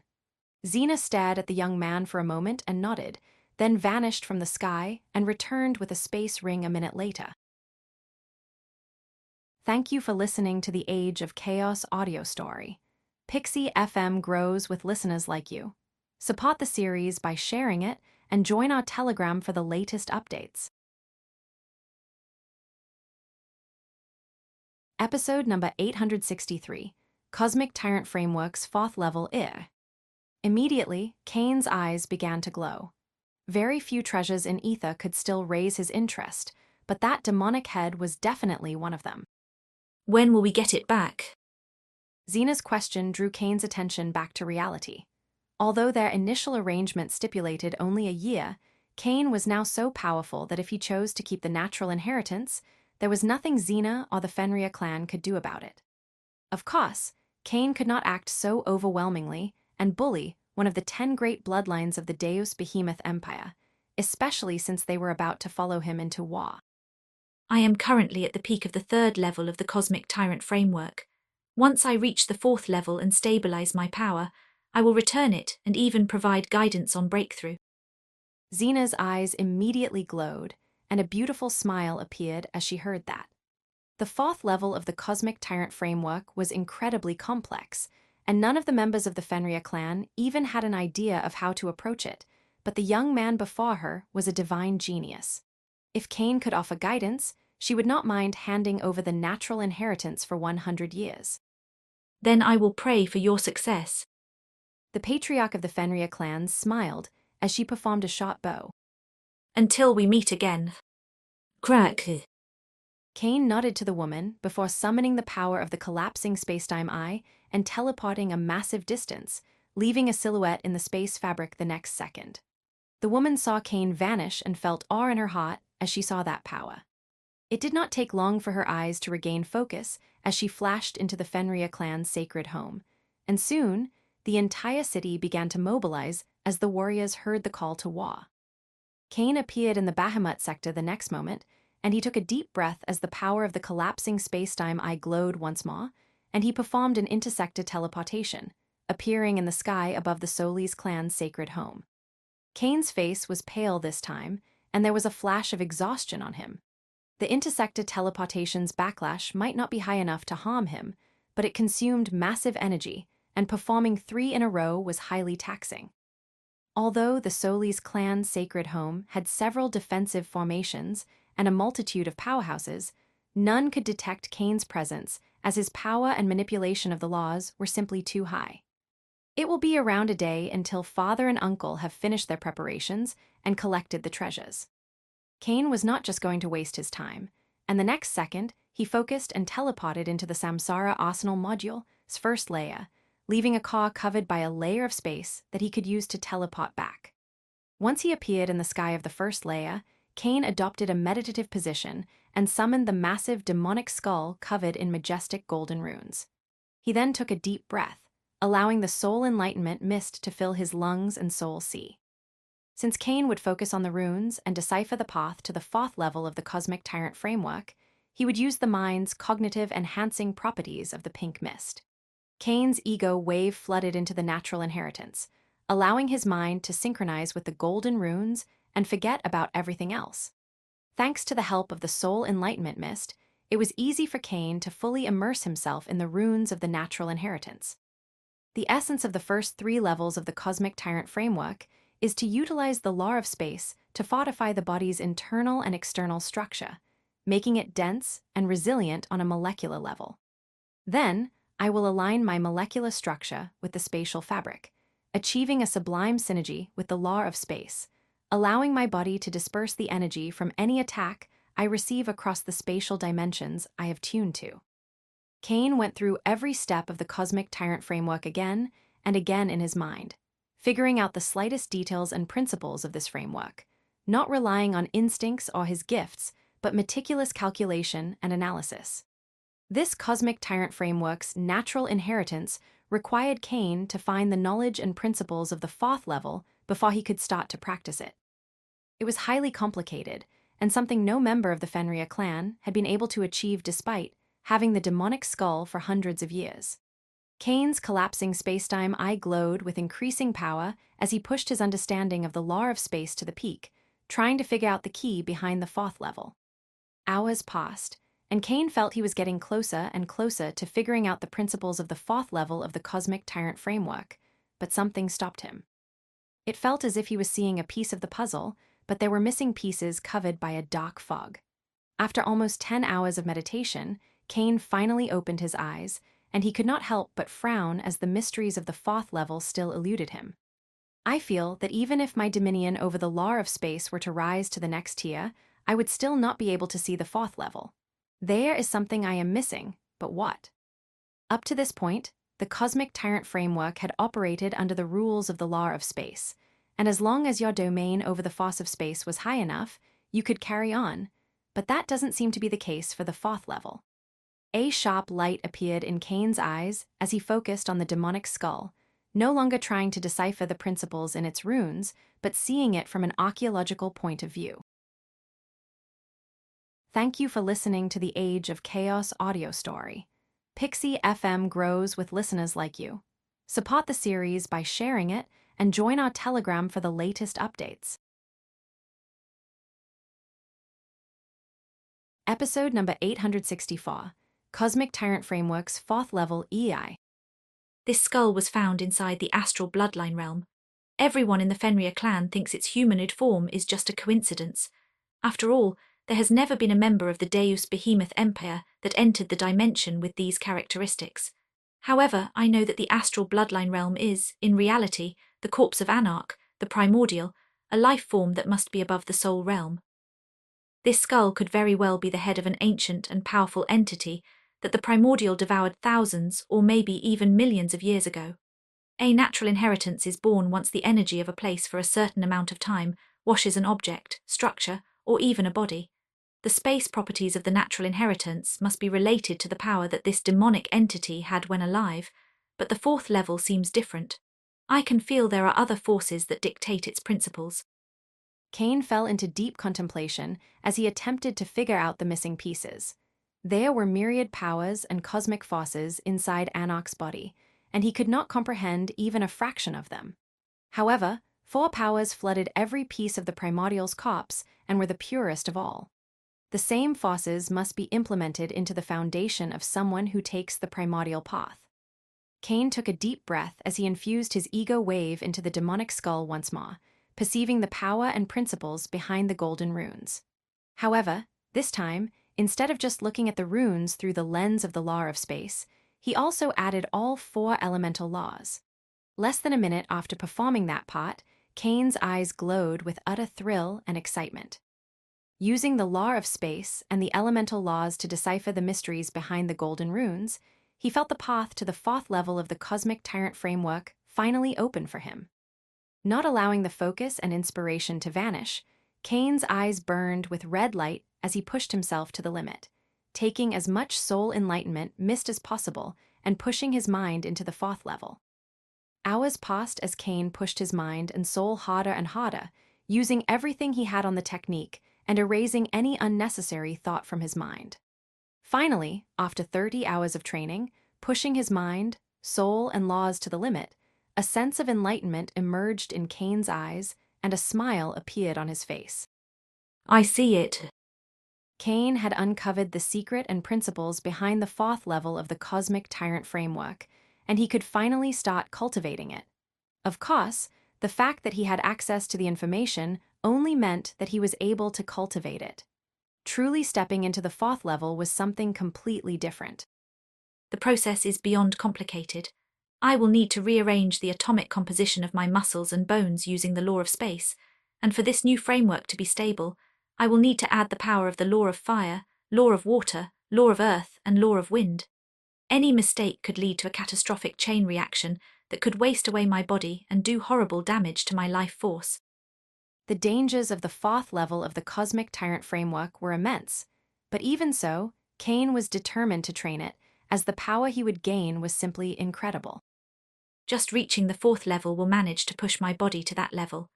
My bones, muscles, tendons, and internal organs will become as durable and resilient as a pseudo-world treasure, and reaching the peak will make it even harder than the gravity fall armor of Gabriel.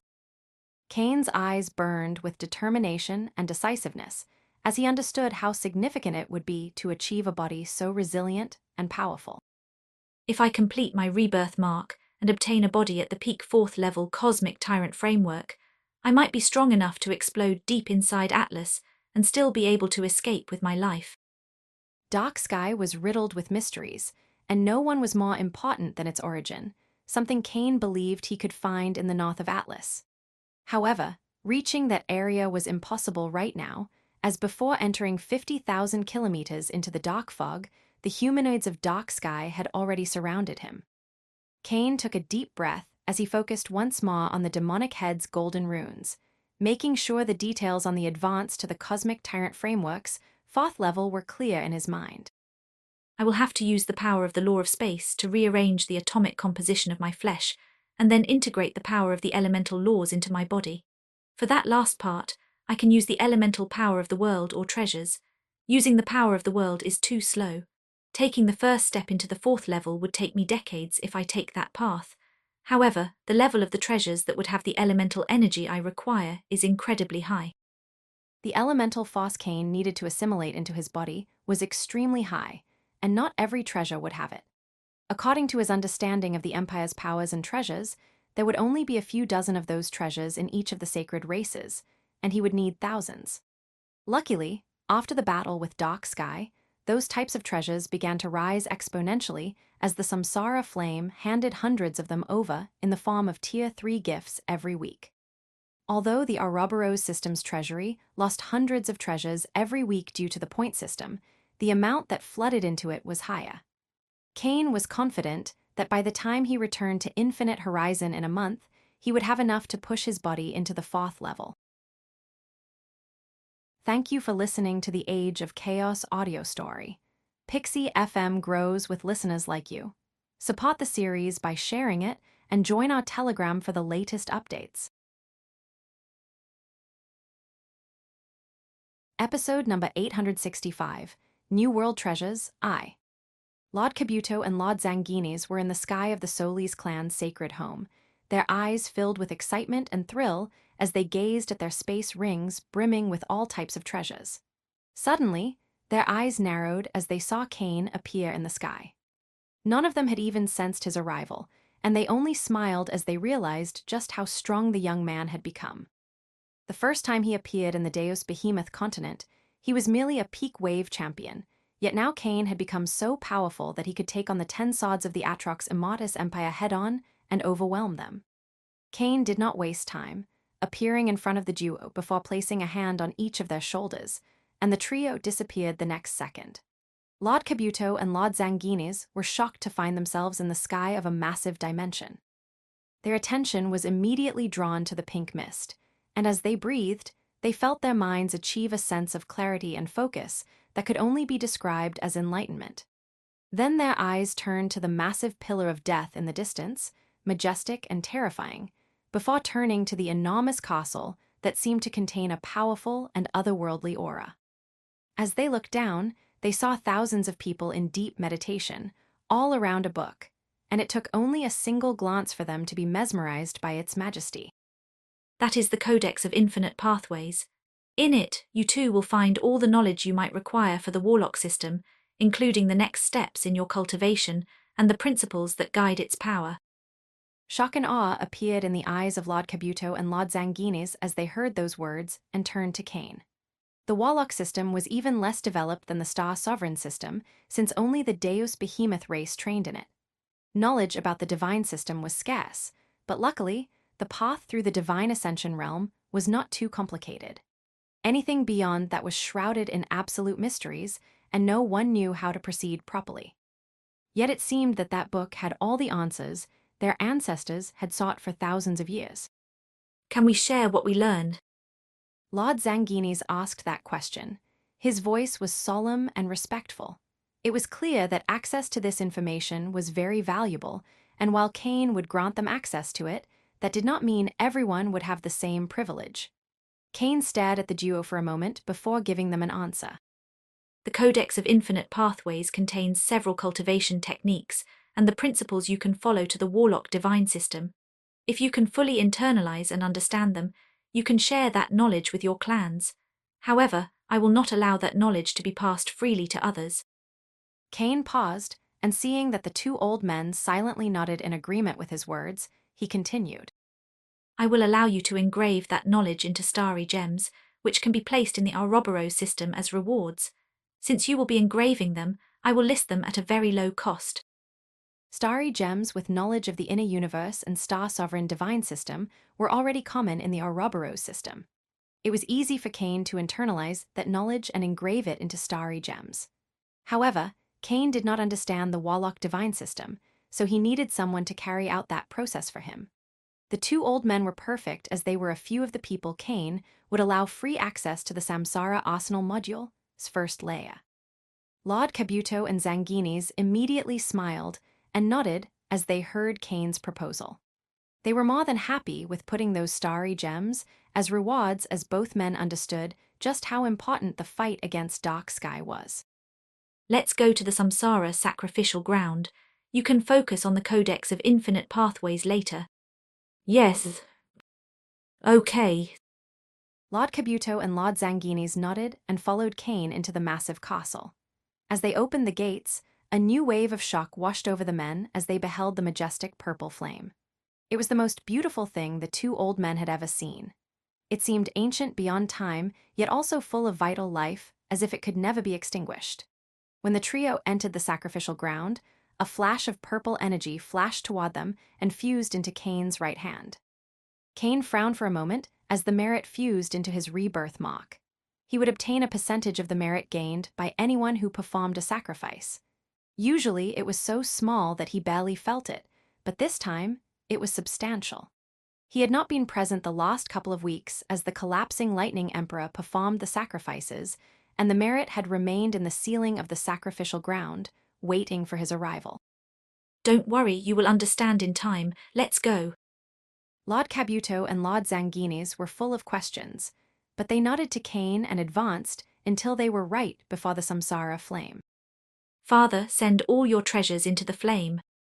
Lord Kabuto did not hesitate to send the treasure into the Samsara flame. As a patriarch of one of the 10 great bloodlines, the man had access to great treasures and was able to collect plenty of them, and not a small number were full of an evil aura. Pink mist emerged from the Samsara flame as it consumed more and more treasure, and bright purple energy flooded the ceiling. Cain softly nodded as he saw how much fortune was amassing in the ceiling. Thanks to the bonification for first sacrifice, the amount that Lord Kabuto could generate was not much smaller than Anga. Soon, a massive amount of that fortune transformed into a gigantic bright golden sphere that took solid form the next second, making an impressive golden flaming bow appear. Before anyone could pay too much focus to the bow, the rest of the fortune transformed into merit and flashed toward Lord Kabuto's right hand. Mother food. The old man shouted as the pain that assailed him was overwhelming, and he almost felt the desire to cut his right hand. Thank you for listening to the Age of Chaos audio story. Pixie FM grows with listeners like you. Support the series by sharing it and join our Telegram for the latest updates. Episode number 866, New World Treasures, Air. Lord Zanginis was surprised by the expression of agony on Lord Kabuto's face and immediately turned toward Cain, who raised his right hand, displaying an impressive tattoo glowing with majestic and mystical power. The pain is horrible, but father will be fine. Cain's words immediately calmed the mind of the patriarch of the Zanginis clan, and the duo waited in silence as Lord Kabuto could not stop twitching, grabbing his right hand and clenching his teeth with all his strength. The rune lines formed an entire pentagram on the back of his right hand, and then it began to extend through his forearm before ceasing to grow. Lord Kabuto's face was pale, his entire body soaked in cold sweat, and he could not control his breathing. It had been one of the most agonizing experiences of his life. Confused by the rune that appeared on his hand, he was about to ask Cain about it, but then a majestic voice emerged from the samsara flame. Congratulations, you have accumulated enough merit to obtain the Tier I rebirth mark. You can now burn 25% of your life force without permanent repercussions. It will heal over time, or you can speed it up using treasures. Continue the hard work to unlock the complete Rebirth Night runic set. The more precious the sacrifice, the better. I also like evil things, so make sure to bring me sinful entities.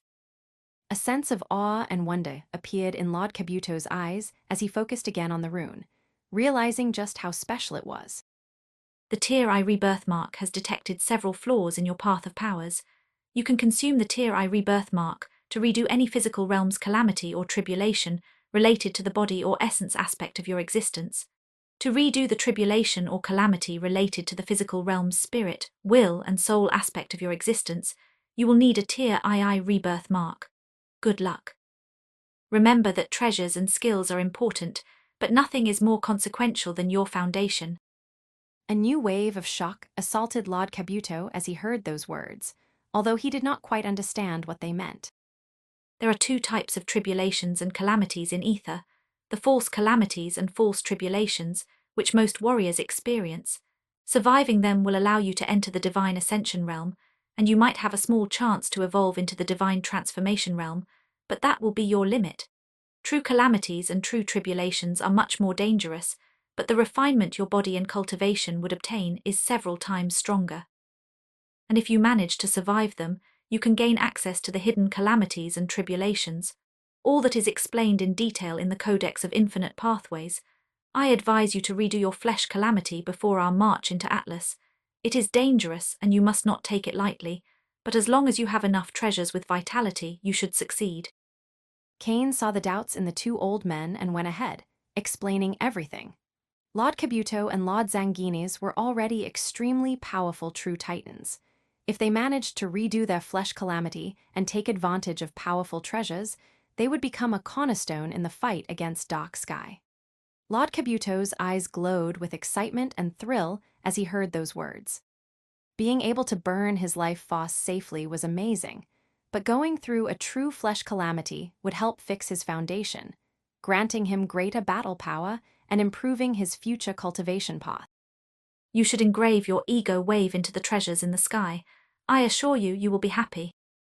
Cain's words drew Lord Kabuto's attention back to the majestic bow in the sky. It was crafted from rare wood that glowed with celestial light and contained divine energy. The bowstring appeared to be made from the mane of a mythical beast, and even someone with a Solis bloodline could not compare. Lord Kabuto did not hesitate before sending his ego wave into the weapon, which immediately began to absorb the energy inside it, flashing into the hand of the old man, where it began to glow with a gentle aura of pale blue light, illuminating the area. Just as Lord Kabuto, Cain, and Lord Zanguines were wondering about the nature of the treasures, a voice emerged from the samsara flame. Congratulations on obtaining the Tier I gift, the Celestial Killin Bow. It is a natural inheritance specifically suited for a warlock, as it harnesses the power of the soul bloodline. The Celestial Killin Bow is attuned to bloodline energies. The gemstones in it are selected based on their affinity to amplify and resonate with the warlock's unique bloodline traits, enhancing the connection between the bow and its wielder. Lord Kabuto's heart went through wave after wave of shock, as the power of this treasure was simply amazing, and as he focused on it, a sense of wonder appeared in his eyes with a wide smile. There is a set of ancient runes engraved inside the weapon, specifically designed to interact with bloodline forces. These runes are capable of drawing out and amplifying the intrinsic powers of the warlock's bloodline. It can help me improve the power of the bow and also train my bloodline.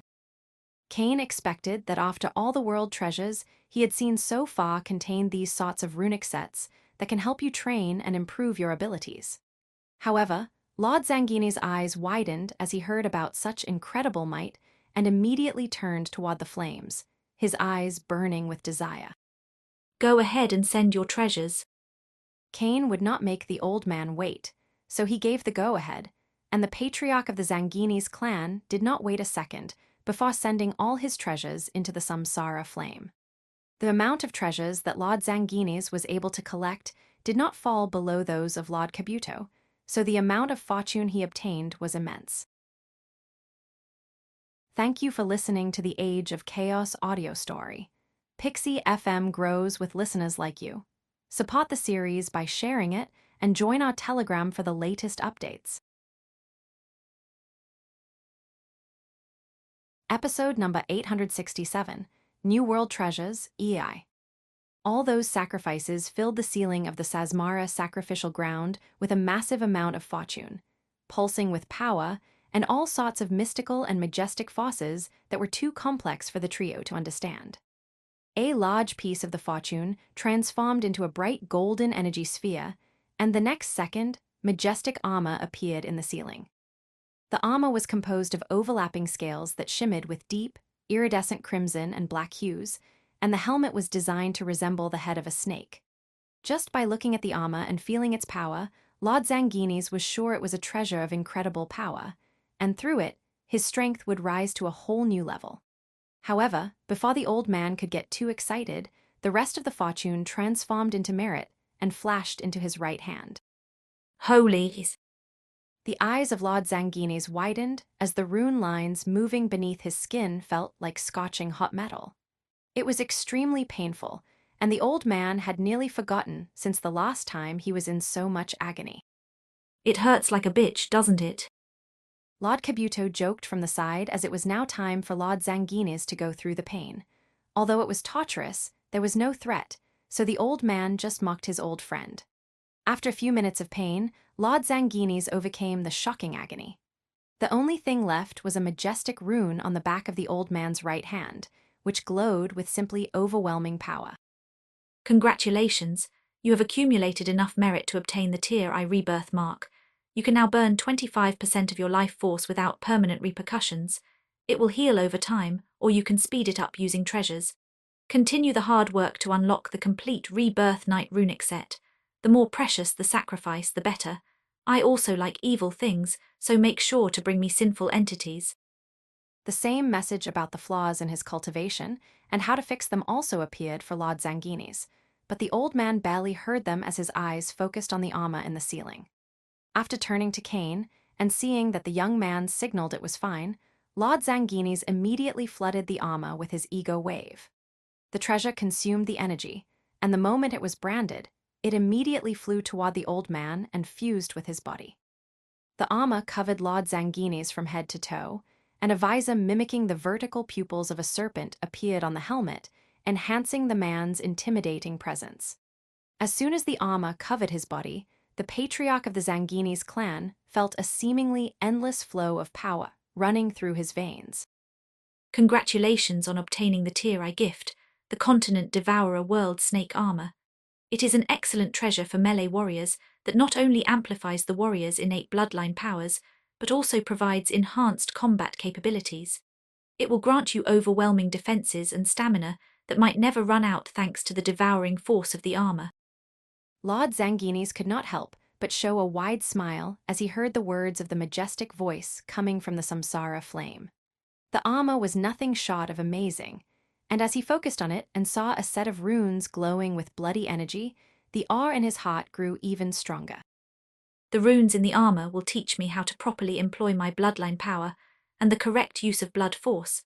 It will also teach me how to use my soul bloodline to devour the energies from my surroundings and infuse them directly into my bloodstream. Cain nodded, and it seemed that the Continent Devourer World Snake Armor was not any less powerful than the Gravity Fall Armor, and perfectly adapted to the power of the patriarch of the Zanghini's clan. I will now perform a 22 revolution refinement on each of you. It will help improve your talent and foundation, making training with the Codex of Infinite Pathways much easier. Lord Kabuto and Lord Zanghini's could not help but smile and thank their lucky stars. Who would have thought that helping that young man 5 years ago would have brought back so much luck and so soon? The two elders did not say a word or delay things as they adopted a meditative position on the ground of the samsara sacrificial ground and adjusted their minds, ready to take on the power of the tribulation enhancement. Cain took a deep breath as he covered Lord Kabuto with his ego wave, forming a cocoon before releasing inside a flame with 22 colors. The next second, the flame covered every corner of the old man's body, inside and out, and triggered the 22 revolution refinement. Cain's mastery over tribulation enhancement had advanced immensely over the last years, and he could even perform 23 revolution refinements. However, those were too difficult, and the chances of success were less than 50%, so he would not risk losing millions of Destiny Foss if there was no need for it. An ocean of world energy began to flood into Lord Kabuto's body, and immediately the man began to revolve it faster and faster, aiding the assimilation and preventing any stagnation that might lead to him blowing away. It took less than an hour, and by the time they ended, Lord Kabuto showed a radiant smile. Not only did he feel his foundation and talent improving greatly, but the hidden wounds from using his soul bloodline to grant Cain, the Solis bloodline had finally faded entirely, and he could express the full power of his cultivation. Not wanting to waste time, Cain just nodded to Lord Kabuto before turning his gaze to the patriarch of the Zanginis clan and performing the tribulation enhancement on the man. Just like before, the 22 revolution refinement went without a problem, and the old man's talent and foundation experienced a massive improvement. Thank you for listening to the Age of Chaos audio story. Pixie FM grows with listeners like you. Support the series by sharing it and join our Telegram for the latest updates. Episode number 868, Public Safety. After obtaining their gifts and rebirth marks, Lord Kabuto and Lord Zanginis went to the Codex of Infinite Pathways and began training. Cain gazed at the duo before focusing and exiting the Samsara Arsenal module's first layer, appearing in the sky above the Solis clan's sacred home. A meaningful light appeared in his eyes as he focused, and the next second, he began to access the networks of the Deus Behemoth Empire. Although Cain's connection to the Empire's network and the computer rings of the Imperial Army had been severed, he had left a little backdoor for future access. It was not easy to access without anyone noticing, but the current AI chip module's capabilities were more than enough. Cain was not trying to spy on the Ian or the Patriarchs, so after ensuring everything was in order, he focused on the real goal. The Scarlet Inquisition had practically burned the underworld to ashes, killing or capturing everything involved, but power hates a vacuum. Some people would definitely want to take advantage of the void left by the Dark faction and take control of the underworld.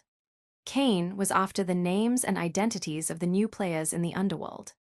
Cain wanted to erase any potential threat to the Deus Behemoth Empire's safety, diminishing Ian and the rest of the Patriarch's worries so they could solely focus on the war against Dark Sky.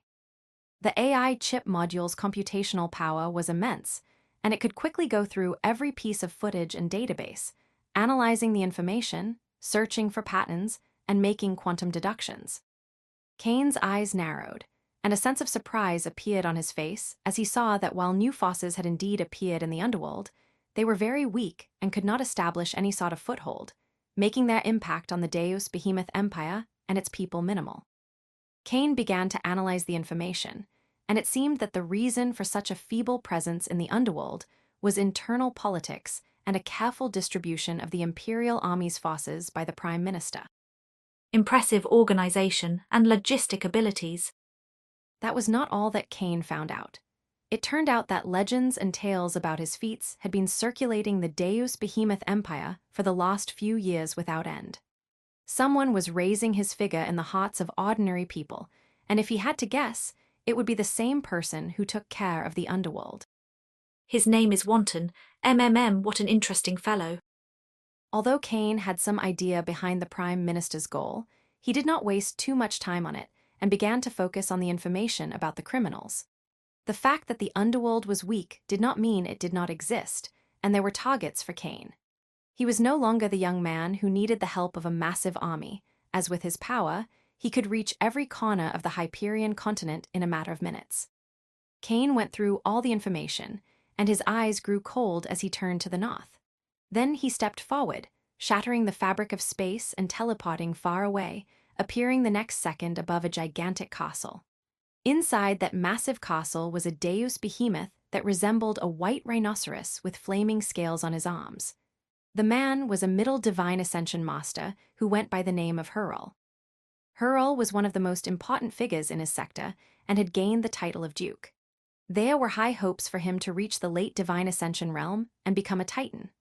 However, very few knew that he was also trying to form his own organization, attempting to take control of the light and darkness of the sector.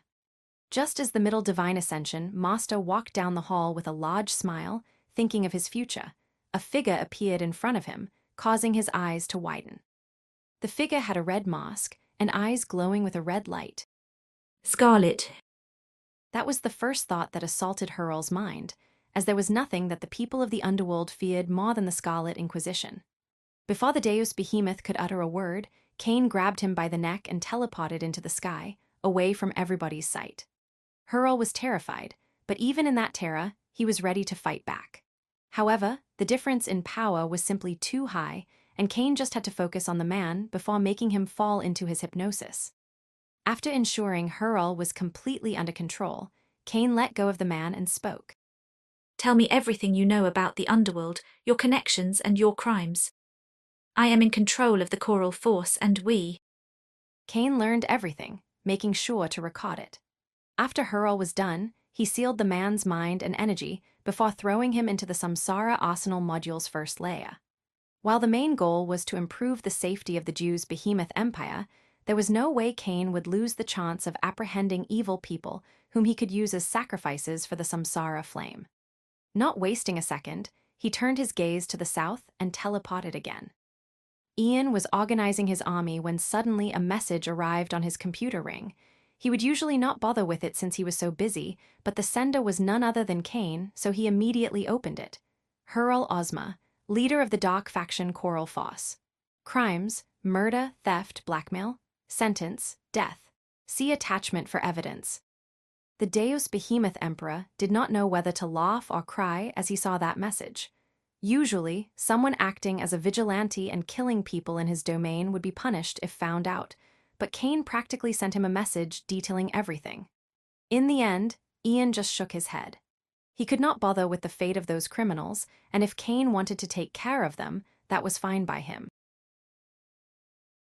Thank you for listening to the Age of Chaos audio story. Pixie FM grows with listeners like you. Support the series by sharing it and join our Telegram for the latest updates. Episode number 869, Back to Chronos. The following week, Kane spent his time going from one corner of the Deus Behemoth Empire to the other, taking care of anyone with connections to the underworld and those trying to establish a new dark faction. Kane was merciless. Even those whose crimes were not enough to warrant the death penalty were sent into the Samsara Arsenal module's first layer and mocked for sacrifices. He could not leave anyone alive who dared threaten the stability of the Deus Behemoth Empire, while most of its forces moved into Atlas. These were times of war, and Kane would rather kill millions of evil people than allow them to take advantage of the weak and fragile while the warriors were out. After finishing with the underworld, Kane left Lord Kabuto and Lord Zanginis in the Solis' sacred homes before flying to the Sea of End.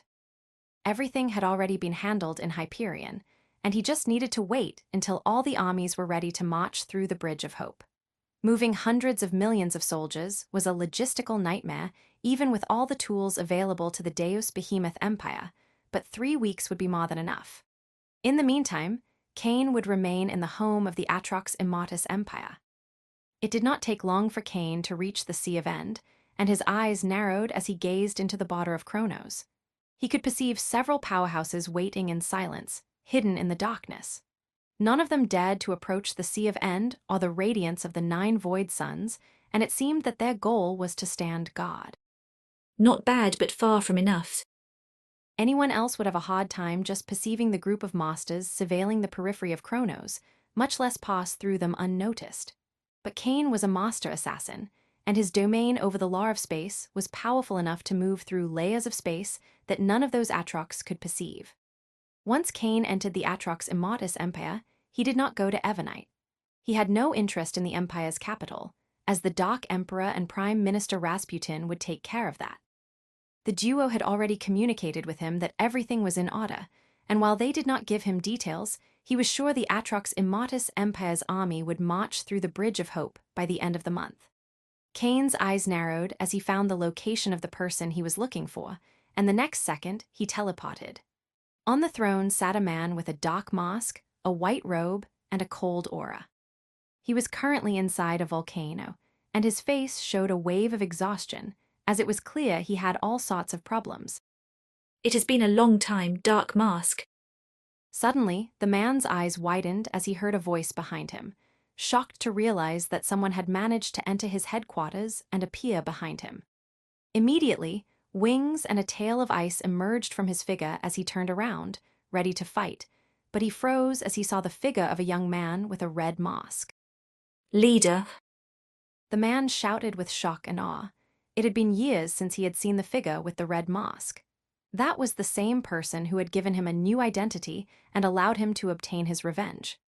Kane stared at Dark Mask and softly nodded as he saw that the man had already become a water tribulation master. It was shockingly fast progress, considering he had been a wave king less than a decade ago. All sorts of thoughts appeared in Dark Mask's mind as he stared at the young man, and he seemed to want to say something but could not find the words. A sharp light appeared in Kane's eyes as he saw the turmoil in Dark Mask's mind, and the next second, his mask faded, showing his true human appearance. It seems that you have already heard the tales of the Scarlet King coming from the Deus Behemoth Empire and connected the dots. Dark Mask could not help but clench his fists as he stared at Kane. He had heard the tales and figured out everything. After all, the man was not stupid. Even if Dark Mask was part of the underworld, his sense of duty and racial honor did not allow him to follow a member of the Godslayer humankind. But if he refused, there was no way he could survive a fight with the young man who was supposed to be as strong as a titan. There is no need to feel conflicted. I and your race are not enemies, at least not anymore. Kane could see the conflict through in Dark Mask's mind and chose to help the man. But his words only made more doubts appear in Atrox's eyes. Oh, it seems that you don't know it yet. I guess it is normal. Ishmael is being cautious since, unlike the Deus Behemoth Empire, they still have a rat infestation. Dark Mask frowned as he did not understand what was happening, but then Kane appeared before him and put a finger on his head. The leader of Dark Hand's eyes widened as he saw massive darkness flooding Atlas, killing trillions of members of the Inferno demon race. Then, an army began to clash with this darkness, a military power composed of Godslayer humankind and Inferno demons. Seeing both sides fighting together was beyond shocking, but what came next left him in utter awe as he saw the 10 Sods, the strongest warriors of the Atrox Immatus Empire, fighting against Kane and being overwhelmed. As you see, we are no longer enemies. Soon, the Atrox Immortus Empire forces will march through the Bridge of Hope into Atlas, and all of us will fight together. Kane took his finger from Dark Mask's forehead the next second and saw how the man stared at him for a few seconds before clasping his hand and performing a deep bow. Dark Mask humbly greets leader. Thank you for listening to the Age of Chaos audio story. Pixie FM grows with listeners like you. Support the series by sharing it and join our Telegram for the latest updates. Episode number 870, Silent World I. Kane showed a small smile as he nodded to the man. Dark Mask had been a faithful servant during his stay in Kronos, and even if it was a transactional relationship, he preferred the man to help him out of his true volition rather than to force him. Of course, if Dark Mask had refused after seeing the dark sky, Kane would have simply hypnotized him and obtained all the information he wanted. The real problem would have been what to do with the man after receiving the information, but luckily, he did not have to make that decision. Tell me, what is the current state of Dark Hand? As soon as Dark Mask heard that, he sighed deeply before explaining. We have received severe wounds, and the number of our warriors is at an all-time low. Things went into a downward spiral after the event with Bloodpath's laboratory. Bloodpath was furious due to the loss of its Divine Ascension Master and its laboratory, and began attacking all the Tier 1 Dark factions involved. Silent World would have protected us, but they were also very dissatisfied since the mission was a complete failure and left us to our fates. Ghoul, Blue Hawk, and Janiro perished. As for Death Tide, he helped me survive an ambush a few months ago and is currently in a coma. Kane's eyes immediately narrowed, and the light in his eyes began to fade. These warriors joined his side several years ago because they had no other path, and some had even tried to kill him, so as a master of Oda, he should not care in the slightest if they perished. Even if they worked hard and fought on Kane's side, he should not care. But a sense of rage arose in his heart that ignited a murderous wrath that he found hard to contain. Bring me to Death Tide. Dark Mask froze for a moment as those emotionless eyes full of brutality were too much to handle. Still, he immediately shook his head and nodded, bringing Kane to a small room in the headquarters of Dark Hand, where an Atrox was floating inside a recovery capsule. There were all sorts of wounds on Death Tide's body, and there was a piece of his skull that had been shattered, proving just how dangerous his last battle was. I have used all the power of Dark Hand to help him, but the most I can do is to stabilize his condition. Kane nodded to Dark Mask's words, and the next second, his eyes glowed as he covered Death Tide's body with his ego wave and took the man out of the recovery capsule before flooding his body with bright golden flames. Dark Mask's eyes widened as he saw how those bright golden flames began to heal the wounds in Death Tide's body that even the treasures of a Tier 1 Dark faction could not do. It was not hard to fix the broken bones and regenerate the tissues of Death Tide using Radiance of Life, but the damage to the man was too severe for only the bright golden flame. However, Kane did not waste time and generated a red cocoon around Death Tide before sending in a flame with 20 colors. Dark Mask could not hide his shock as he saw that flame with 20 colors. The man saw the giant waves of world energy that flooded the area, and the next second, he felt Death Tide's vitality and brainwaves growing stronger. Explain to me what is happening with the underworld. Kane could perform a 20 revolution refinement and speak with Dark Mask without a problem. Yes, leader, the Tier 0 Dark factions are acting weird, and they seem to be preparing for something great. Silent World's upper echelon had ignored me for years, only demanding their tribute, yet now they command I must march into their headquarters to have a meeting. I am not the only one since the leaders of all Tier 1 Dark factions are summoned, and if we do not attend, we will be branded as traitors. It was easy to see the hatred and loathing in Dark Mask's eyes as he recounted the Oda directive from Silent World. The Tier 0 Dark faction left him to his luck as the forces of Bloodpath were attacking him, but he still had to pay tribute to them, and now they demanded his attendance at a meeting, and if he refused, he would be branded a traitor. Silent World practically left him to die, yet now Dark Mask had to act like a good dog and attend their meeting. If not, they would brand Dark Hand as a traitorous Dark faction, making him and the entire organization a target for the underworld. What kind of joke was that? Kane's eyes narrowed as he saw how hasty that meeting was, and it was not hard for him to get an idea of just what type of things Silent World wanted to discuss with its Tier 1 Dark factions. He was sure Bloodpath and God's Doom would also have those sorts of meetings. I guess they gave you a meeting point. Yes, I must be at the border of the Platinum sector, at the entrance of the Endless Caves. Someone was supposed to be waiting for me there. Dark Mask paused at this point and stared at the Scarlet King for a moment before speaking. Should I attend? Although the idea of attending the meeting with those hypocritical bastards from Silent World sickened the Atrox, he was willing to comply with Kane's command. There is no need. Give me the direction and then gather the forces of Dark Hand and lay low for the next few weeks. I will tell you when to emerge. Kane's voice was serene, but Dark Mask could perceive a monstrous coldness. While not attending the meeting would mean Silent World would mock him as a traitor, something told him he would not have to worry about any of that. Thank you for listening to the Age of Chaos audio story. Pixie FM grows with listeners like you. Support the series by sharing it and join our Telegram for the latest updates. Episode number 871, Silent World Ir. An old man in red blazing blade armor was waiting on a hill. His gaze was sharp as he focused on the entrance of a massive mine.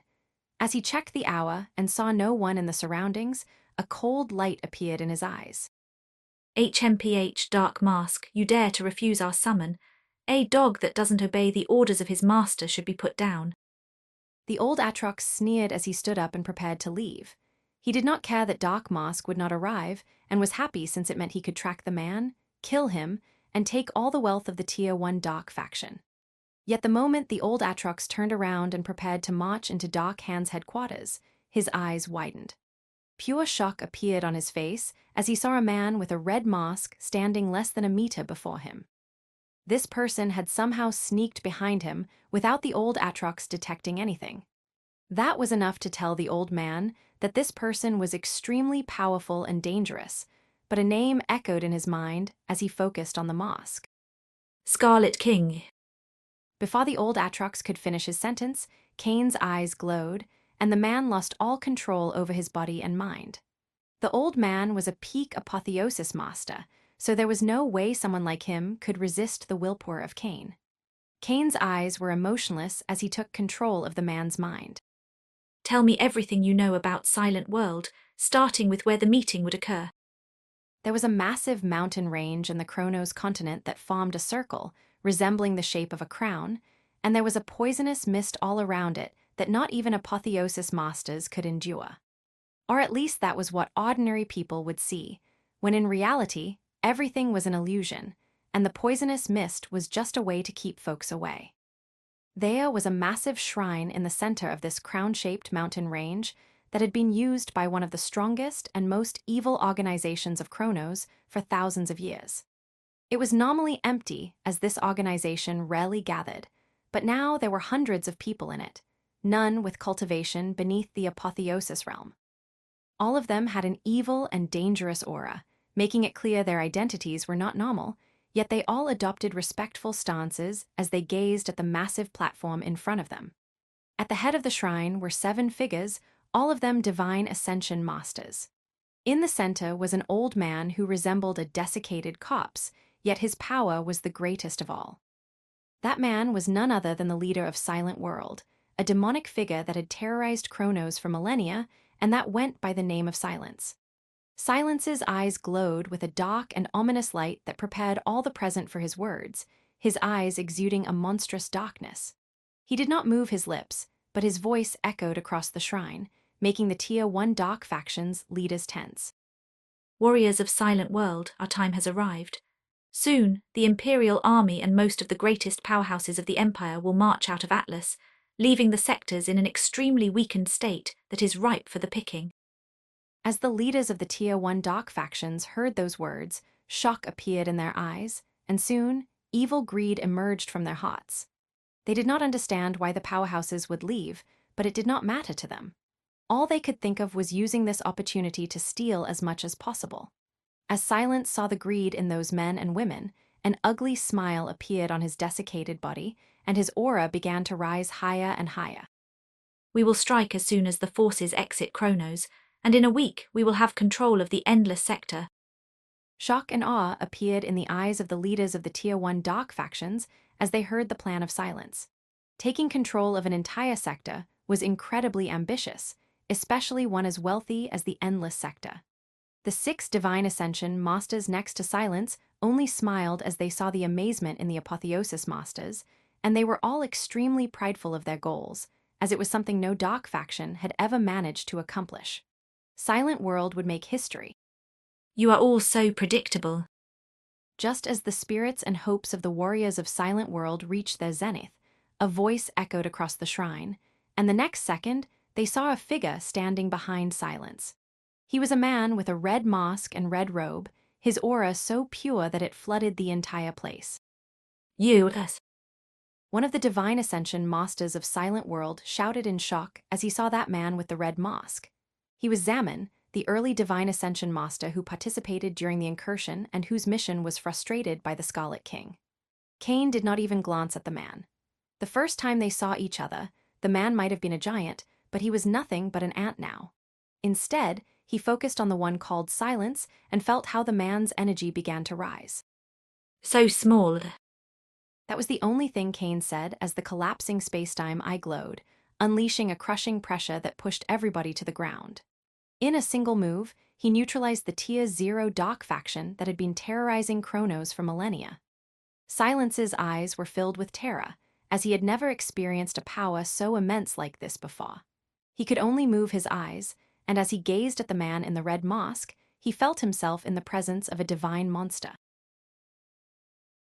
Thank you for listening to the Age of Chaos audio story. Pixie FM grows with listeners like you.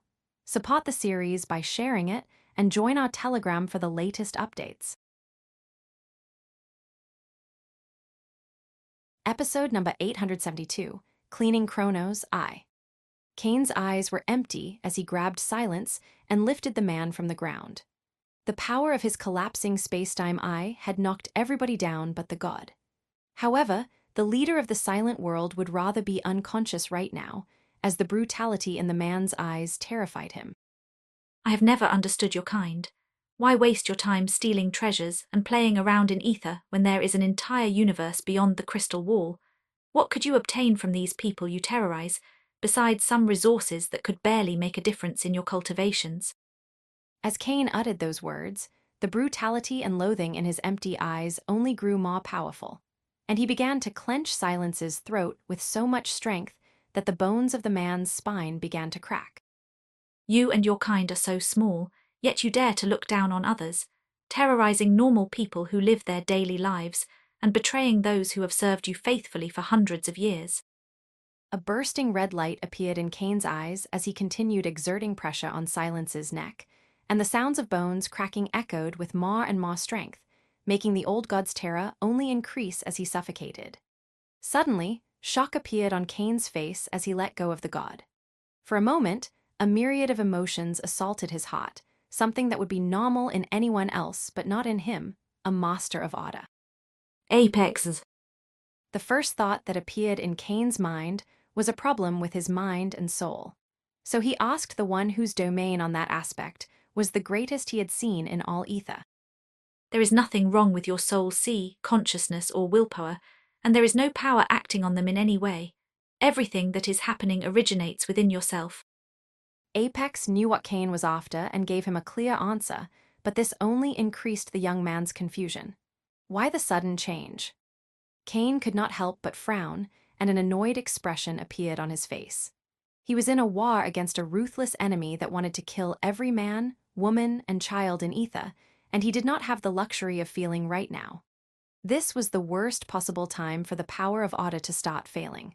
However, even if Kane wanted to fix it, he would not even know where to start. After all, the power of Oda was still strange to him, and he only managed to attain it in a state of utter distress that nearly broke his mind and soul. Whatever. I will pay closer attention from now on. Kane shook his head, and his eyes regained focus as he grabbed Silence once more and sent his willpower into the mind of the decrepit old god. Silence was already terrified, so it was not hard for Kane to put the man in compulsion. Tell me everything you know about the underworld. Start with all your knowledge about God's doom and blood path. Inside Evernite, in the imperial castle of the Atrox Immatus Empire, stood the 10 Swords, and they were not alone. Accompanying them were several high-ranking officials of the imperial court. The Atrox Immatus Emperor, Ishmael, and the Prime Minister led the group through a holographic projection of Atlas. Ishmael and the Prime Minister analyzed the distribution of the Empire's forces, determining how many would march to Atlas. The ones that remained behind also had to be redistributed to ensure the safety of the Empire and its people. The Atrox Immatus Empire had decided to march into Atlas, fight side by side with the Inferno Demon Empire, and participate in the Ouroboros system, but there were many things they needed to handle before that. The Dark Emperor and Prime Minister Rasputin were also in the room, but the group was silent. Although they were invited to participate, it was not so they could share their thoughts, but so Ishmael could keep an eye on them. The members of the Abyssal and Nether clans were fine with it, and did not mind resting for some time since they had spent every single day back in Atlas fighting and planning. However, all of a sudden, their eyes widened. A message had just arrived through their computer rings, and as they saw it, the duo did not know whether to laugh or cry. Prime Minister Rasputin understood he needed to share this message with Ishmael, but the man would not take it well. Maybe you should. Just as the old man from the Nether clan was about to suggest that the Dark Emperor take the lead, the man closed his eyes and pretended to be asleep. Prime Minister Rasputin's eyes twitched as he saw that behavior and was ready to curse at the Dark Emperor. Still, in the end, he simply shook his head and rose from his seat, approaching Ishmael and the rest of the upper echelon of the Atrox Immortus Empire. Your Highness Ishmael, I have a message from the Scarlet King. As soon as Ishmael and the rest of the Atrox heard those words, they stopped what they were doing and all turned to Prime Minister Rasputin. The Scarlet King was a hegemon of incredible power. While he seemed like a kind individual who did not enjoy hurting others, the tales of the Scarlet Inquisition had reached the Atrox Immortus Empire. They had heard about the disappearance of hundreds of millions of criminals, so any word he said had to be taken with the utmost care. Even for someone like Prime Minister Rasputin, it was not easy to keep focus under the gaze of so many powerhouses, but he took a deep breath as he shared the message that had just arrived on his computer ring. The Scarlet King has just captured Silence and destroyed Silent World's upper echelon, and all the Tier 1 Dark faction leaders associated with it. Thank you for listening to the Age of Chaos audio story. Pixie FM grows with listeners like you. Support the series by sharing it and join our Telegram for the latest updates. Episode number 873, Cleaning Kronos, Silence reigned in the room, and the upper echelon of the Atrox Immortus Empire was in utter shock, unable to believe what they had just heard. Silent World was one of the 3 Tier 0 Dark factions that ruled Kronos' underworld, and it had been a thorn in the side of the Imperial cot for thousands of years. Although they had captured many Divine Ascension Masters, no matter how hard they tried, they could never catch Silence, and the man would constantly reforge his organization. Yet the Scarlet King had seemingly taken care of Silence and the Tier 0 Dark faction in a day. Ishmael was the first to regain his focus, and he immediately frowned as a flash of realization appeared in his eyes. When did the Scarlet King arrive in Kronos? A sharp light appeared in the eyes of the rest of the upper echelon of the Atrox Immortus Empire as they heard Ishmael's question, and coldness emerged as they focused on Prime Minister Rasputin. Prime Minister Rasputin could not help but show a complicated smile as he saw how they looked at him, but he did not blame them. After all, an empire's borders were sacred, and someone just barging through them could be considered a great act of disrespect. I don't know. The Scarlet King doesn't consult me regarding these things or inform me about his plans. Up until a few minutes ago, I had no idea he was in Kronos, and I honestly believe he would have spent all his time in Hyperion. At this point, Prime Minister Rasputin made a small pause and took a deep breath, his face growing sharp. He stared back at the upper echelon of the Atrox Immortus Empire with resolution and not a single ounce of fear. Despite all that, I can only say to you that the Scarlet King can do anything he wants, whenever he wants it, as he doesn't feel that anyone has the right to give him permission or negate his freedom in any way. Other than the dark fog, there is no place in ether he cannot reach. Other than the humanoids of dark sky, no one can challenge him. Ishmael and the rest of the upper echelon of the Atrox Immortus Empire were shocked by the admiration and esteem present in the eyes of Prime Minister Rasputin as he spoke of the Scarlet King. This was not the first time they interacted with the old man from the Nether clan, and they knew that winning his respect was something even emperors would have a hard time achieving. After the initial shock upon realizing that the Scarlet King had infiltrated Kronos, Ishmael regained a cold head and stared at Prime Minister Rasputin before speaking. Did the Scarlet King really uproot Silent World and capture Silence? Prime Minister Rasputin only smiled as he waved his hand, and the next second, a file with a video reached the computer ring of everybody present. As soon as they opened it, they saw the Scarlet King grabbing the neck of a decrepit old man and a room full of unconscious people. A file with the identity of each of those people was also in the message, and it was beyond evident that this was the headquarters of Silent World. Ishmael glanced at the file. He did not believe the Scarlet King would lie or try to falsify information, since someone so powerful would gain nothing with those tricks. However, that did not erase his confusion. What does the Scarlet King want from us? A feat like that would obviously deserve a reward. But what could the Atrox Immotus Empire give to a man whose power had already broken every boundary and measure in ether? The Scarlet King needs access to every network and piece of knowledge from the Atrox Immortus Empire. He will use that information to track Blood Path and God's Doom. Once all Tier 0 dark factions in Chronos are erased, you must hand every single evil treasure in your empire's possession. Evil treasures.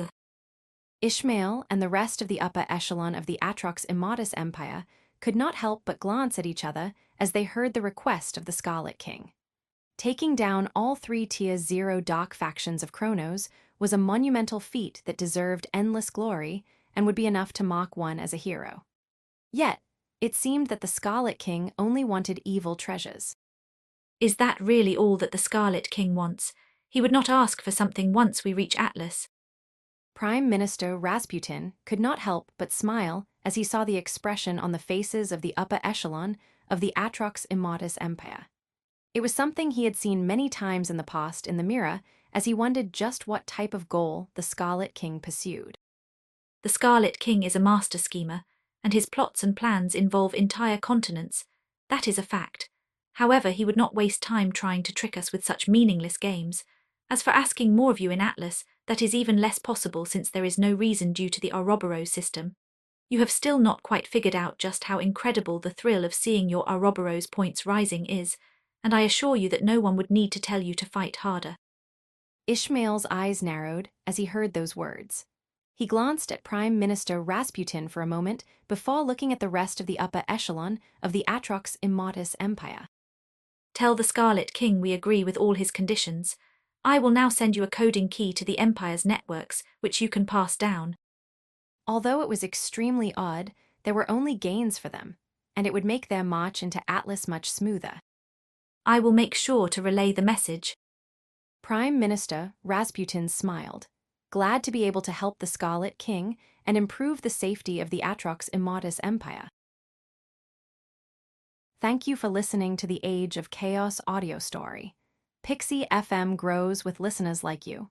Support the series by sharing it and join our Telegram for the latest updates. Episode number 874, Cleaning Chronos, EI. Cain smiled as he saw the coding key reach his AI chip module, which would grant him access to the networks of the Atrox Immotus Empire. He could have still gained access without the authorization of the Atrox Immotus Emperor, but that would have involved a lot of wasted time in hacking. Not to mention that they might detect him, and he did not want to generate distrust in the upper echelon of the Empire. Not wanting to waste more time, Cain used the Absolute Life Form system to analyze all the information going through the network. That, plus everything he obtained from Silence, would give him an idea of how to reach the upper echelon of Blood Path and God's Doom. As he waited, Cain sent the bodies of Silence and the upper echelon to the Samsara Arsenal module's first layer. The leaders of the Tier 1 dark factions were all apotheosis masters, and they would not be worth much as a sacrifice, so he covered everyone with his ego wave and sent them to the grand demonic devourer dimension. All these Atrox who thought they could take advantage of the weak and old, while the warriors were marching into war, would be devoured by the grand sky fiend flame, providing energy and vitality for Cain. 4 early Divine Ascension Masters, 2 middle Divine Ascension Masters, and a god. That will be a good sacrifice. I also obtained a good amount of wealth. Cain was satisfied with his job, but soon his eyes grew sharp once more as the Absolute Life Form system provided him with information about a member of the upper echelon of another Tier 0 dark faction. He teleported, leaving Silent World's shrine and the entire sector. The next second, Cain appeared on top of a small city. There was nothing significant about this place, and the strongest warrior present was a wave champion. It was a small place with a few thousand people and would never catch anyone's attention, yet it was also the home of one of the Divine Ascension Masters of God's Doom. Cain's eyes narrowed as he saw an old man tending a garden, and he could not help but shake his head. What is the point of all these games? Playing around and hiding all the time while you try to amass wealth and avoid the authorities. Cain no longer bothered trying to understand the thoughts of the people of the underworld and simply teleported, appearing right in front of the gardener. The old man's eyes widened as he saw a man in a red mask appear right in front of him. Immediately, the aura of a frail and weak person faded, and a monstrous amount of power began to rise from his body. However, before he could make a move or draw any attention, Cain's eyes burst with red light and triggered a clash of willpower. The old man, who went by the moniker Plague, was an early divine ascension master who specialized in poisons. He had terrorized countless cities and caused hundreds of millions of deaths. Yet, he could not withstand even a second under the pressure of the Scarlet King's willpower and fell unconscious. Cain grabbed the man and teleported into the sky before anyone could glance in their direction and notice anything. Tell me everything you know about God's Doom and Blood Path. Focus on information that can help me find their upper echelon. Plague remained silent for a moment before opening his mouth and telling Cain everything he knew. Once he had obtained all the information, Cain returned Plague to where he found him. The early Divine Ascension Master remained frozen for a moment before retaking his old man persona and continuing his mundane life. If a member of the upper echelon of God's Doom were to disappear, it could alert the others, and that would only make Cain's work harder. He had already hacked Plague's computer ring and implanted the idea that he should not leave the city. Of course, a hypnosis like that would eventually wear off, but Cain was confident in completing his mission before that happened. For the next few days, Cain went from one sector to the other, tracking all the upper echelon of God's Doom and anyone related to them. Just like with Plague, Cain hypnotized them and obtained all their knowledge before allowing them to return to what they were doing and implanting the idea they should remain put. After 5 days of hard work, Cain finally stood above a god tower. It belonged to one of the sector dukes of the Atrox Immatus Empire, a man named Philisto, who was also Pestilence, the leader of the Tier 0 Dark faction God's Doom. Although Pestilence was inside a god tower, it was nothing special, and it would be easy for Cain to reach the man. He was not acting right now because Philisto was a sector duke who had served in the Imperial Army with the current Atrox Immatus Emperor. In pursuit of transparency, Cain communicated the information to Prime Minister Rasputin so he could pass it on to Ishmael, wondering how they should handle it. Like with everything Cain did, there was also a hidden purpose in relating the message, as he wanted to see the type of person Ishmael was and whether or not he would negate irrefutable evidence to protect an old friendship. Cain did not have to wait long. Less than 3 minutes after sending the message, Prime Minister Rasputin communicated back the Atrox Immatus Emperor's message. The Atrox Immatus Emperor declared that anyone with ties to the Tier 0 Dark factions no longer deserves to be part of the Atrox Immatus race. A small smile appeared on Cain's face as he nodded, glad to see the strength of character in the Atrox Immatus Emperor. However, his smile did not last long as he turned toward the god tower, and his collapsing spacetime eye began to burst with energy and power as he teleported. Thank you for listening to the Age of Chaos audio story. Pixie FM grows with listeners like you. Support the series by sharing it and join our Telegram for the latest updates. Episode number 875, Danger in Chronos. Less than 5 minutes after receiving clearance from the Atrox Immatus Emperor, Cain was already back in the sky above the god tower, his right hand holding the throat of a massive Atrox nearly 3 meters tall. Pestilence attempted to fight back and break free of Cain's grip, but there was nothing a mere god could do other than struggle. The man even tried to use his computer ring to ask for help, but he realized in horror that no one was receiving his calls. No one will help a Tier 0 Dark faction's leader. Pure terror appeared in Pestilence's eyes as he realized that his secret identity had been revealed, but it did not last long. The next second, Cain's eyes glowed with red light, generating a clash of willpower with the god. Pestilence's entire body trembled for a second before his eyes lost their light as he fell into a state of utter compulsion and could not control anything he did or thought. Give me all your knowledge about the underworld, especially anything you might know about Blood Path. As he uttered those words, Cain's eyes flashed with endless killing intent. Although Silent World failed to protect Dock Hand, Bloodpath killed Ghoul, Blue Hawk, and Janiro. Pestilence could not oppose any resistance and began to share all he knew. Luckily for Kane, the man was extremely paranoid, worried that the other Dock factions might attack him, so he gathered a lot of information about them. A cold smile appeared on Kane's face as the information Pestilence handed over, plus the one he already gathered, would be enough to catch almost all of Bloodpath's upper echelon and anyone related to it. The collapsing spacetime eye glowed as threads of energy invaded Pestilence's mind and body, sealing him completely before Kane threw the god into the Samsara Arsenal module's first layer. Before going after Bloodpath, Kane retraced his steps and captured the upper echelon of God's Doom. Now that he had caught Pestilence, there was no reason to leave them free. Since Kane already knew their location and no one had moved due to his compulsion, he finished in less than a day, and it was finally time to go after Bloodpath. Kane went from one sector to another, capturing members of the upper echelon of Bloodpath, but this time, he was much more brutal as he also tracked all the Tier 1 Dock faction's leaders connected to Bloodpath. He would annihilate anyone related to the attacks on Dock Hand. Of course, Kane did not go on a rampage, as that would have alerted the rest of Bloodpath. While he had the location of the upper echelon, he had no idea where the Blood God was. So he just tracked down the people, obtained the knowledge in their minds, and mocked them before going to the next one. It took Kane a week to hypnotize and mock every member of Bloodpath's upper echelon and all the Tier 1 Dock factions related to them. However, he could not help but frown as he realized that not even the Divine Ascension Master of Blood Hand knew where Blood God was, and that was not all since they did not have a way to communicate with the man. It is not uncommon for the leader of a Tier 0 Dock faction to conceal their identities and whereabouts. However, the situation becomes strange when no one can be contacted. A clear channel is essential for the smooth functioning of the Dock faction, and its absence could potentially lead to its downfall. Around 6 years ago, around the time that Kane reached Kronos for the first time, all contact with Blood God ceased.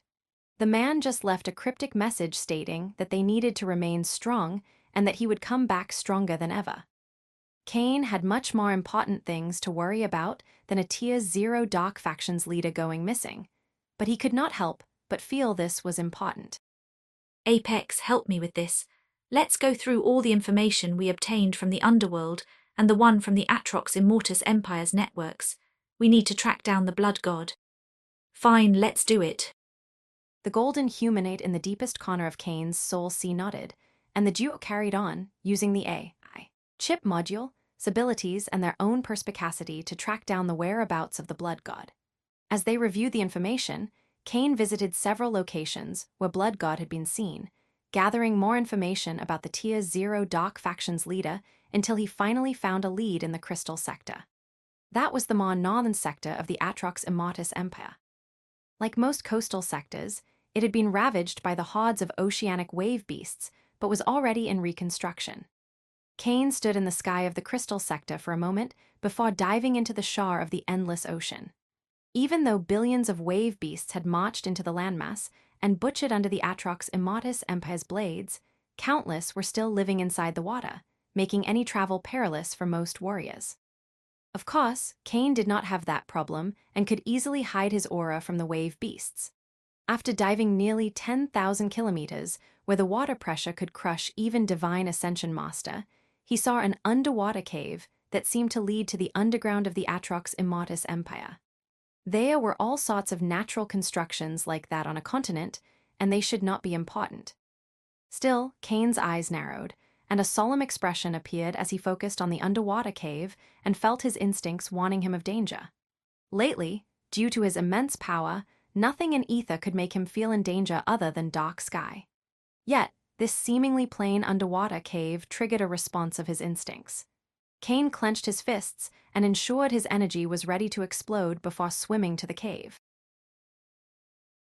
Thank you for listening to the Age of Chaos audio story.